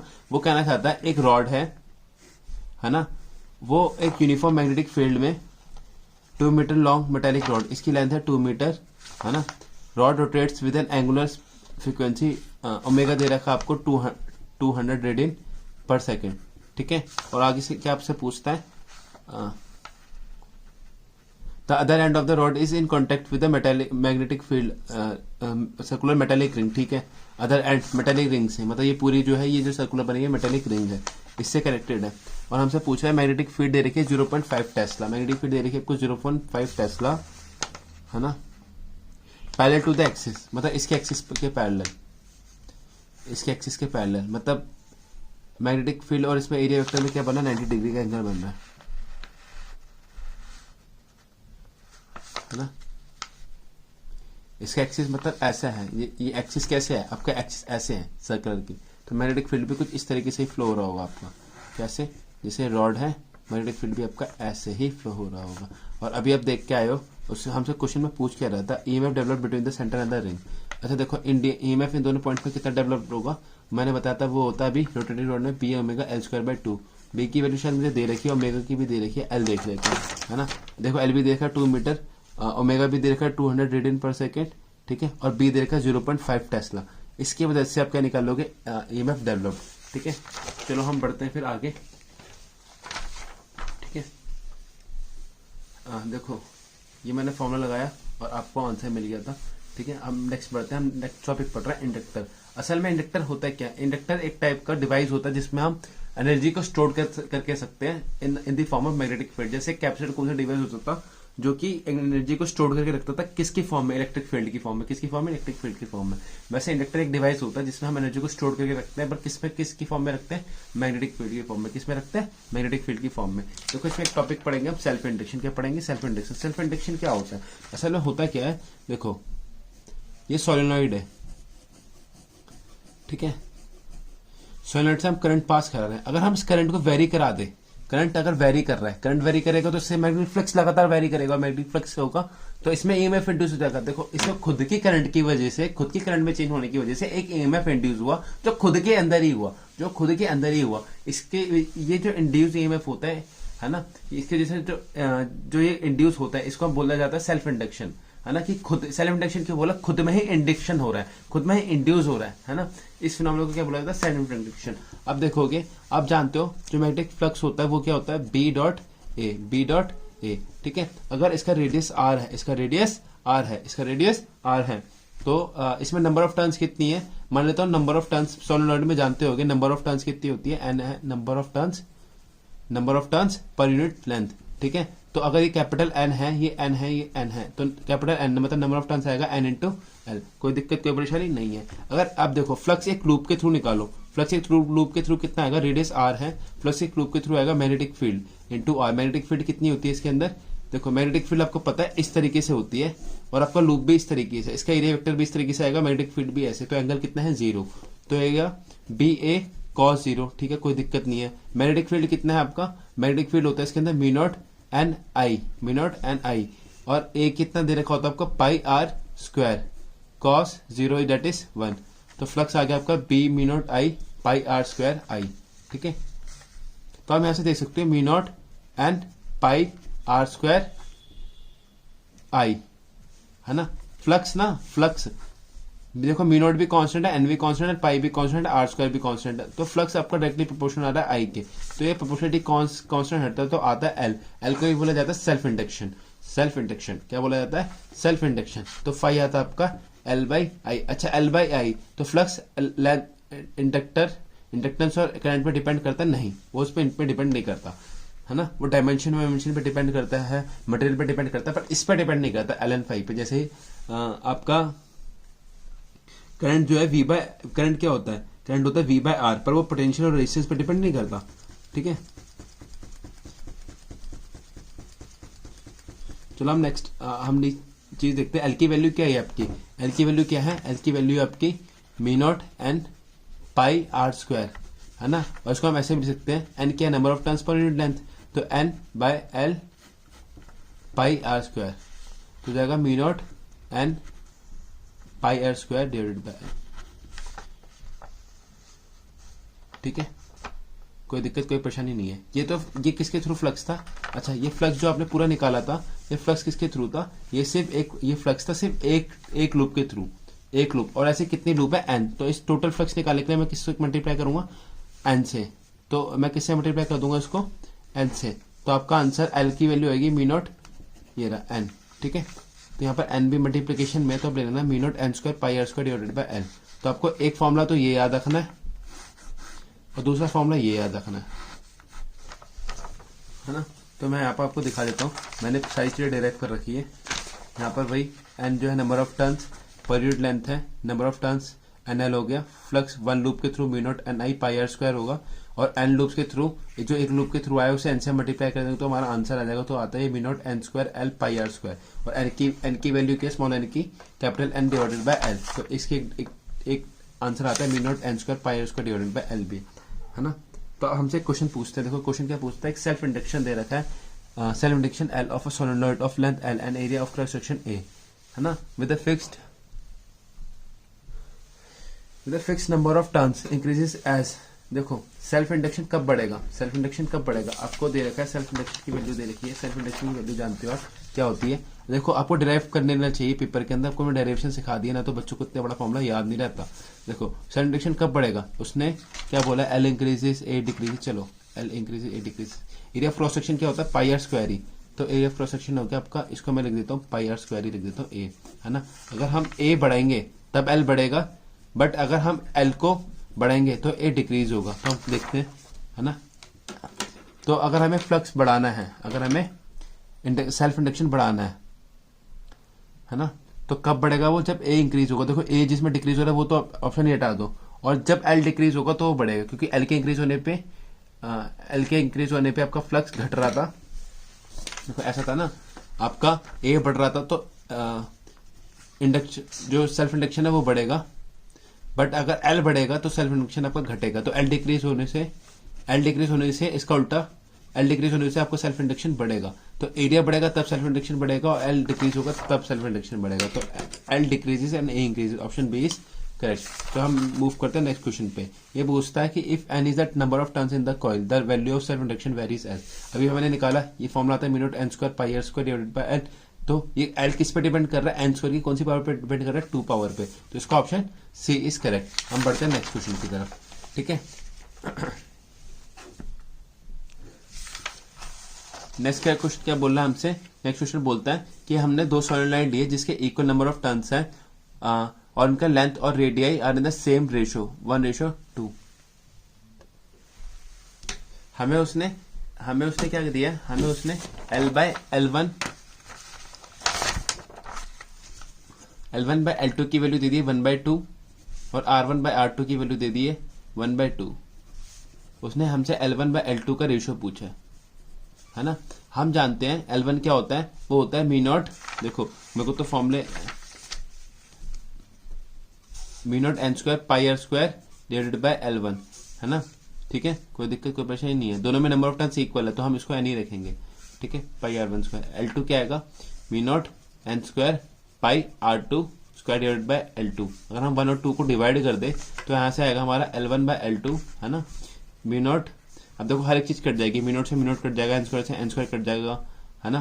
तो पाई से पाई कट जाएगा, तो आपका रेशियो बचेगा सिर्फ सिंपल रेशियो बचेगा R1 बाय R2 का whole square L2 bye L1। Divide करके देख लेना, आपका आंसर आ जाएगा। L2 बाय L1 दे रखा है 2, R1 बाय R2 दे रखा है 1/2 का स्क्वायर, तो हो जाएगा 1/2। तो L1 बाय L2 क्या आएगा, आपके यहाँ से L1 बाय L2 क्या आएगा, L1 बाय L2 की वैल्यू आएगी 1/2, ठीक है। अब बढ़ते हैं नेक्स्ट क्वेश्चन की तरफ।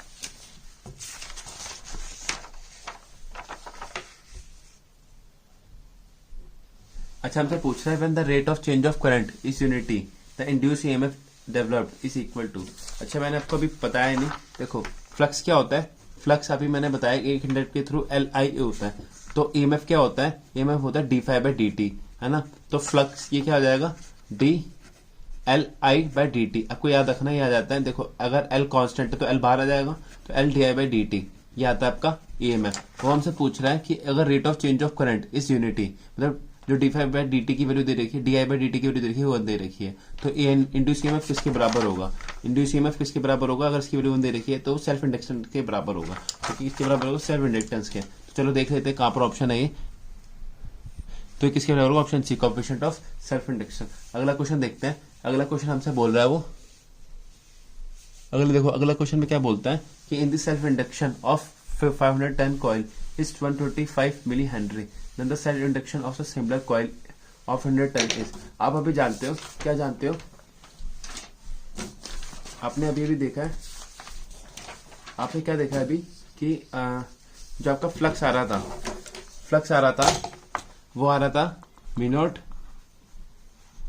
आ रहा था N square pi are square by L. तो आप देख रहे हो फ्लक्स जो है डायरेक्टली प्रोपोर्शनल है एन स्क्वायर के, तो मैं 5/1 बाय 5/2 लिखूंगा, तो उसको मैं क्या लिखूंगा, N1 बाय N2 इसका होल स्क्वायर, ठीक है। उसने हमें N1 की वैल्यू दे रखी है, N1 की वैल्यू दे रखी है 500, N2 की वैल्यू पता नहीं, है ना। फ्लक्स 1 दे रखा है 12 मिली हेनरी, मतलब 10⁻³ यहाँ से 5/2 निकालना है। देखो सब कुछ तो दे रखा है, मुझे N2 भी दे रखा है 800, तो ये जगह 500 बाय 800 का होल स्क्वायर, 125 मल्टीप्लाई बाय 10 की पावर माइनस 3 52।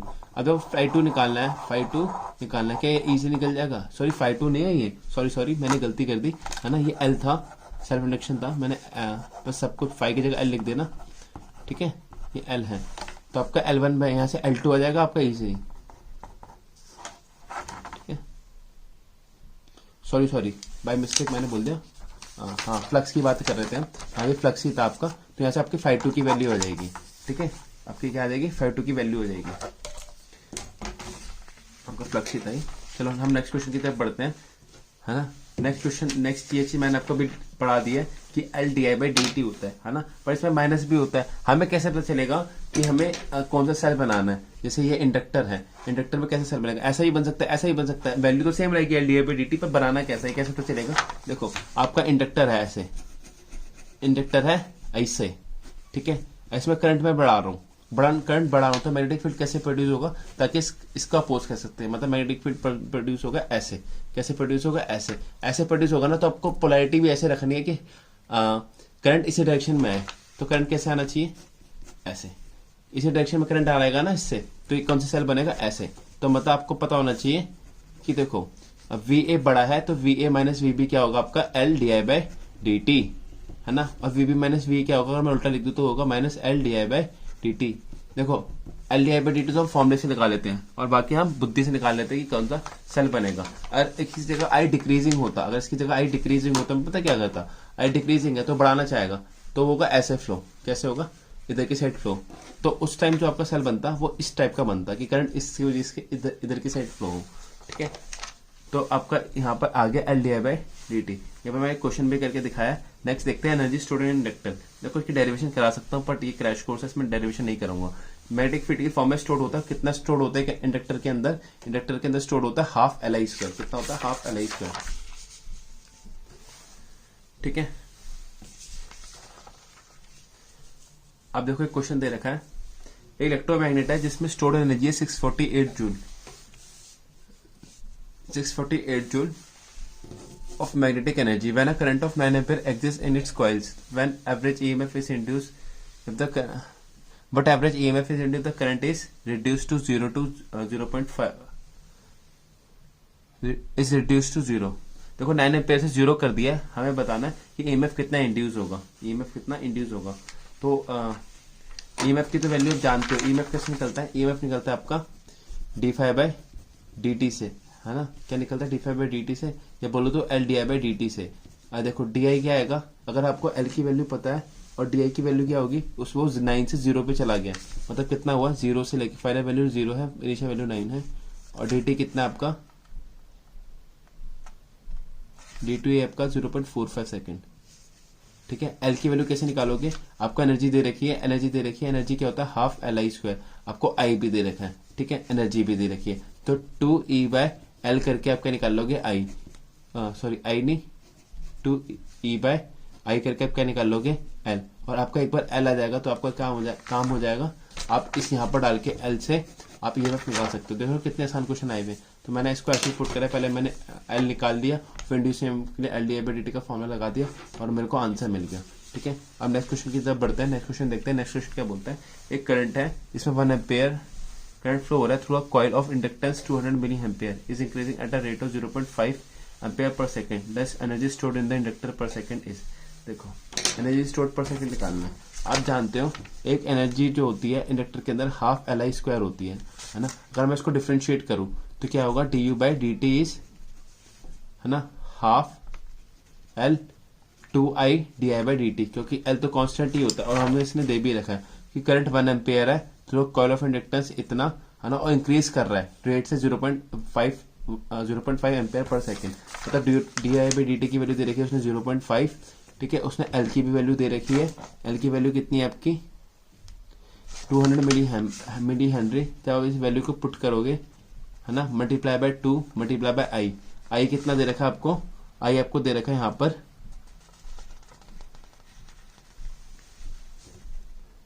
1 एम्पेयर। तो आप इसको कैलकुलेट करोगे, जब इस पूरे कैलकुलेट करोगे तो 0.1 जूल पर सेकेंड आंसर आएगा, ठीक है। अब बढ़ते हैं हम नेक्स्ट क्वेश्चन पे। नेक्स्ट क्वेश्चन पे कहता है, next question is all about mutual induction. क्या होता है म्यूचुअल इंडक्शन? देखो सेल्फ में हमने पढ़ा था कि खुद में ही करंट के चेंज होने की वजह से ईएमएफ इंड्यूस हो रहा था। इसमें क्या होता है कि करंट किसी और में चेंज होता है और उसके वजह से फ्लक्स किसी और में चेंज होता है। करंट किसी और में चेंज हो रहा है, फ्लक्स किसी और में चेंज हो रहा है, उस फ्लक्स के चेंज होने में से दूसरी वाली लूप में हमारा क्या आ रहा है? पोटेंशियल डिफरेंस क्या आ रहा है? ईएमएफ इंड्यूस हो रहा है। क्या आ रहा है? ईएमएफ इंड्यूस हो रहा है। जैसे देखो ये है, ये एक लूप है। अगर मैं इसमें करंट बढ़ाऊंगा या घटाऊंगा, करंट ये तो बढ़ाऊंगा या घटाऊंगा तो होगा क्या? करंट को बढ़ाने या घटाने से इससे जो मैग्नेटिक फील्ड लाइंस होगी वो इससे लिंक्ड है ना? इससे जो मैग्नेटिक फील्ड लाइंस है वो इससे लिंक्ड है। वो मैग्नेटिक फील्ड लाइंस बढ़ेंगे या घटेंगी? अगर मैग्नेटिक फील्ड लाइंस बढ़ेंगे या घटेंगी तो फ्लक्स चेंज होगा। फ्लक्स चेंज होगा तो इस लूप के थ्रू ईएमएफ इंड्यूस होगा। देखो करंट मैंने इसमें चेंज कराया और फ्लक्स इसमें चेंज हुआ और इस फ्लक्स में ईएमएफ इंड्यूस हुआ। करंट के इसमें चेंज होने से ईएमएफ इसमें इंड्यूस हुआ, इसी वजह से इसको बोला जाता है म्यूचुअल इंडक्शन। अब देखो म्यूचुअल इंडक्शन में हम चीजें थोड़ा कैलकुलेट करते हैं और फिर हम आगे बढ़ेंगे, है ना। म्यूचुअल इंडक्शन में क्या है? म्यूचुअल इंडक्शन में एक होता है प्राइमरी कॉइल, जिससे करंट पास कराते हैं उसे बोलते हैं करंट प्राइमरी कॉइल, और जिससे फ्लक्स कैलकुलेट करते हैं उसे बोला जाता है सेकेंडरी कॉइल। क्या बोला जाता है? Secondary coil. ठीक है ना।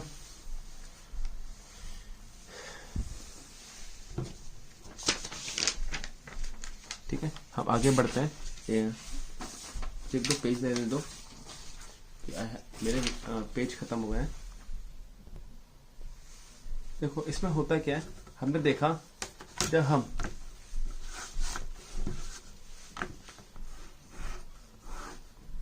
इसमें करंट चेंज कराते हैं, करंट चेंज कराते हैं, इसे बोलते हैं प्राइमरी कॉइल जिसमें करंट चेंज कराते हैं, और इसे बोला जाता है सेकेंडरी कॉइल।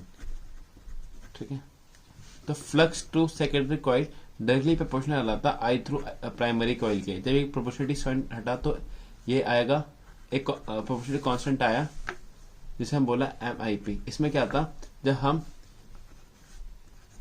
इसकी वैल्यू थी M, क्या थी इसकी वैल्यू? M12, मतलब म्यूचुअल, इसे बोला जाता है म्यूचुअल इंडक्टेंस, है ना। म्यूचुअल इंडक्टेंस असल में था क्या इसमें? इसका मतलब था कि 1 में करंट फ्लो कराओ और 2 में फ्लक्स देखो, है ना।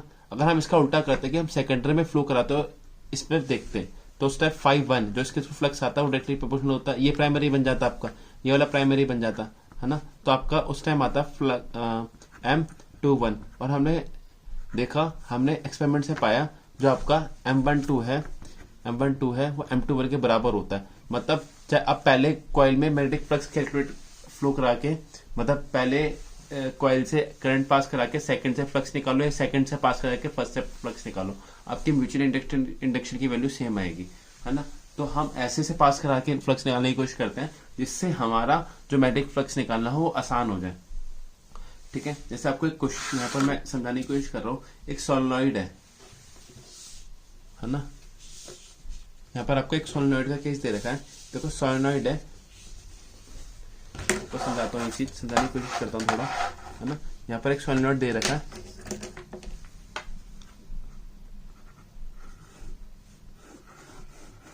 ऐसा आपको एक सोलेनॉइड दे रखा है, इसके अंदर एक छोटा सा सोलेनॉइड है,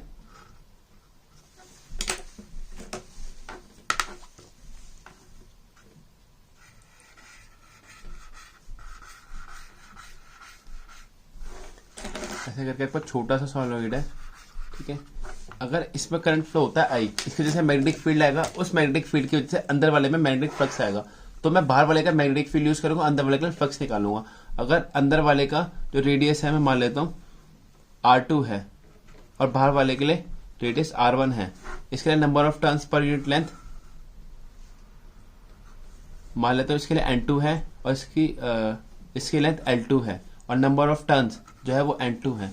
वैसे ही बाहर वाले के लिए मैं मान लेता हूँ सब कुछ, नंबर ऑफ टर्न्स N1 है, number of turns per unit length small n1 है, और ये L1 है, लेंथ इसकी L1 है। ठीक है, कोई दिक्कत कोई परेशानी नहीं है। देखो पहले वाले बड़े वाले के जैसे मैग्नेटिक फील्ड आएगी, क्या आएगी? मैग्नेटिक फील्ड आएगी, क्या आएगी? Magnetic field. तो मैग्नेटिक फील्ड कितनी होगी? इसकी वैल्यू होगी μ0 N1 इंटू I प्राइमरी। ठीक है, कोई दिक्कत कोई परेशानी नहीं है, क्योंकि जिसमें मैं करंट फ्लो कराता हूँ उसको मैं प्राइमरी बोलता हूँ। अब मैं फ्लक्स निकालना है छोटे वाले लूप से, क्या से निकालना है? छोटे वाले लूप से। और मैं जानता हूँ क्या होगा, इसमें नंबर ऑफ टर्न्स अगर n है तो n, और फ्लक्स थ्रू वन लूप में कितना होगा? n, flux through one loop होगा आपका magnetic field multiply by mu naught N I into I primary into area vector कितना है इसका पाई इंटू R1 स्क्वायर। तो आपका आ जाएगा एन म्यू नॉट N1 तो ठीक है mu naught N pi R1 square into I P. तो देखो N mu naught N pi are square, ये जो आ रहा है पूरा कांस्टेंट है, ये पूरा कांस्टेंट है। क्या है? कांस्टेंट है। इसी को बोलते हैं म्यूचुअल इंडक्शन। तो देखो मैंने इसको याद करने का तरीका बनाया है। वैसे तो आपको ये याद ना भी हो, पेपर में निकालो तो चलेगा। आपको कैसे याद रखना है? जो कैपिटल एन होता है वो प्राइमरी कॉइल जो ली होती है उसमें नंबर ऑफ टर्न्स होता है। एनएस जो होता है वो सेकेंडरी कॉइल का number of turns per unit length होता है, और जो रेडियस लेते हैं हम वो प्राइमरी कॉइल का लेते हैं। अच्छा देखो एक बात का ध्यान रखना है हमें, म्यूचुअल इंडक्शन एलईएफ इंडक्टेंस या करंट पे डिपेंड नहीं करता, एल या आई पे डिपेंड नहीं करता, सॉरी फ्लक्स और आई पे डिपेंड नहीं करता। जैसे मैंने पिछले सेल्फ इंडक्शन में भी बताया था किस पे डिपेंड करता है, ये डिपेंड करता है डायमेंशन ऑफ द लूप पे, नंबर ऑफ टर्न्स पे, डिस्टेंस बिटवीन द लूप में, ओरिएंटेशन ऑफ द लूप पे। ओरिएंटेशन मतलब कितना झुकाव है एक से दूसरे की तरफ। ठीक है, अब देखो हम नेक्स्ट क्वेश्चन देखते हैं। क्वेश्चन आया था हमारे सी के ऊपर ना, वो क्वेश्चन क्या बोलता है? The coefficient of mutual inductance. देखो क्वेश्चन दिख रहा होगा आपको। The coefficient of mutual inductance of two coils depends on medium between the planes, distance between the planes, orientation of the planes, है ना। ये ऑल ऑफ दिस, इसका आंसर है ऑल ऑफ दिस। अभी मैंने बताया। ठीक है, आप एक क्वेश्चन देख लेते हैं। क्वेश्चन क्या बोल रहा है? क्वेश्चन बोलता है कि एक शॉर्ट सोलेनॉइड है जिसका रेडियस ए है, number of turns per unit length L दे रखा है। मतलब जो छोटी वाला आपको दिया है, मतलब जो आपको छोटे वाले के लिए, मतलब छोटा वाला मतलब सेकेंडरी कॉइल, तो आपको एनएस की वैल्यू दे रखी है इन्होंने। एनएस की वैल्यू कितनी दे रखी है आपको? एनएस की वैल्यू दे रखी है आपको N1, और आपको आरएस की वैल्यू कितनी दे रखी है?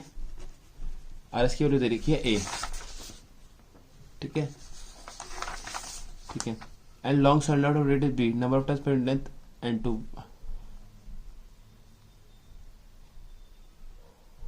अच्छा देखो, हाँ ठीक है। लो वेरी लॉन्ग सोलेनॉइड है, मतलब सी में करंट पास कराएंगे तो प्राइमरी के लिए जो दे रखा है,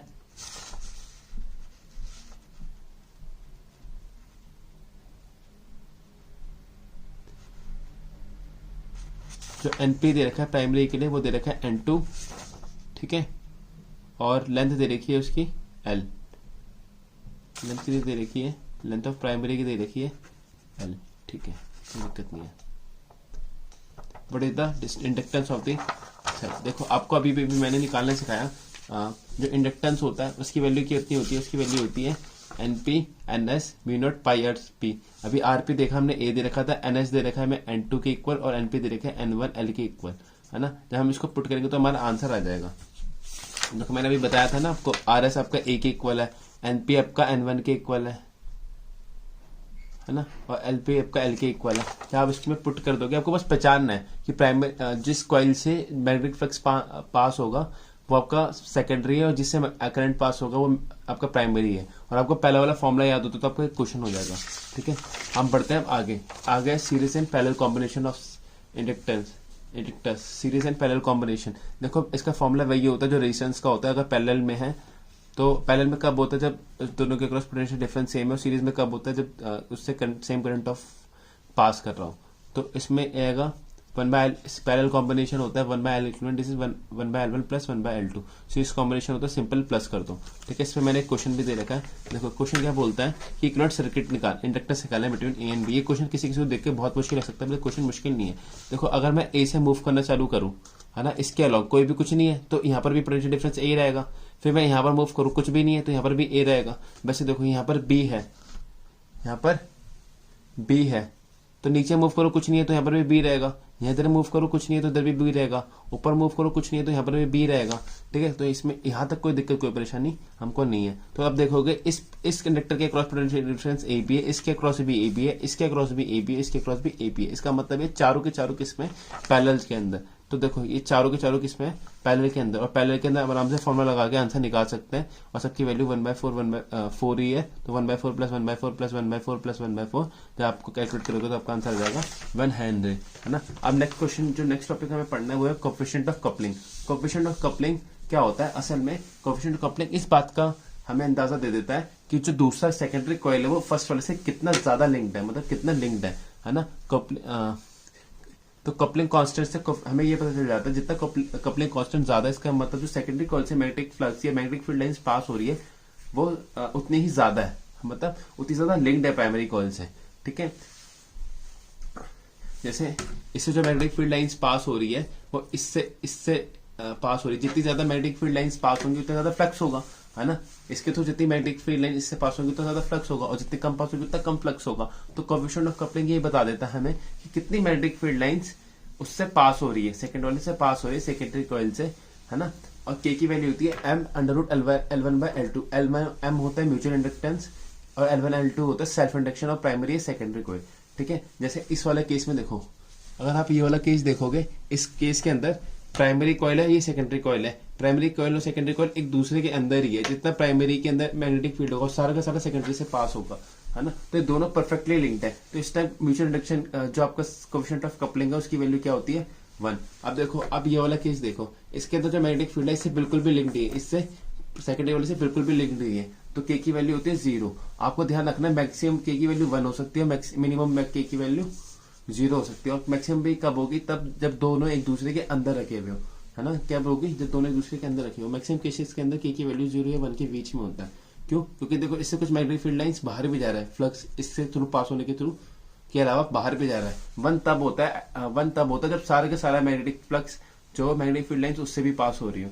ठीक है, अच्छा के को निकालने का एक तरीका और होता है कि आप फ्लक्स निकालो सेकेंडरी कॉइल में, फ्लक्स निकालो प्राइमरी कॉइल में, उस दोनों को डिवाइड कर दोगे तो आपका के का वैल्यू जाएगी, मतलब कोएफिशिएंट ऑफ कपलिंग की वैल्यू जाएगी। देखो इसमें क्वेश्चन भी करा रखा है मैंने। क्वेश्चन क्या बोलता है, देखो क्वेश्चन पे हम ध्यान देते हैं। क्वेश्चन बोलता है कि 2 कॉइल्स है जहां पर सेल्फ इंडक्शन, जिसका self induction 2 milli henry 8 milli henry, आप place so close together that the effective flux in one coil is completely linked with the other, है ना। देखो फ्लक्स जो वन कॉइल का पूरा लिंक्ड है अदर से, इसका मतलब ये है, क्या मतलब है इसका कि जो वो दोनों एक दूसरे के इनसाइड रखे हुए हैं, तो इसमें के की वैल्यू होगी 1, और के की वैल्यू के होता है m √L1 into L2।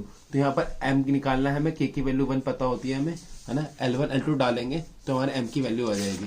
चलो हम बढ़ते हैं नेक्स्ट टॉपिक की तरफ, जो कि है एडी करंट, जो इस चैप्टर का लास्ट टॉपिक भी है। असल में होता है क्या, आप एक बात जानते हो, जब भी मैग्नेटिक फील्ड लाइंस या फिर मैग्नेटिक फ्लक्स चेंज होता है किसी भी लूप के थ्रू, क्या चेंज होता है फ्लक्स, तो एक ईएमएफ इंड्यूस होता है। क्या होता है कि ईएमएफ इंड्यूस होता है। ऐसे ही अगर आपको एक प्लेट दे दे, प्लेट के थ्रू मैग्नेटिक फील्ड है और इसके अबाउट से घुमा रहा हो, तो मैग्नेटिक फ्लक्स अगर इस प्लेट से थ्रू चेंज होगा तो इसमें भी लूप बनेंगे, है ना, इसमें भी करंट फ्लो होगा, बट वो छोटे छोटे लूप्स के अंदर होगा, छोटे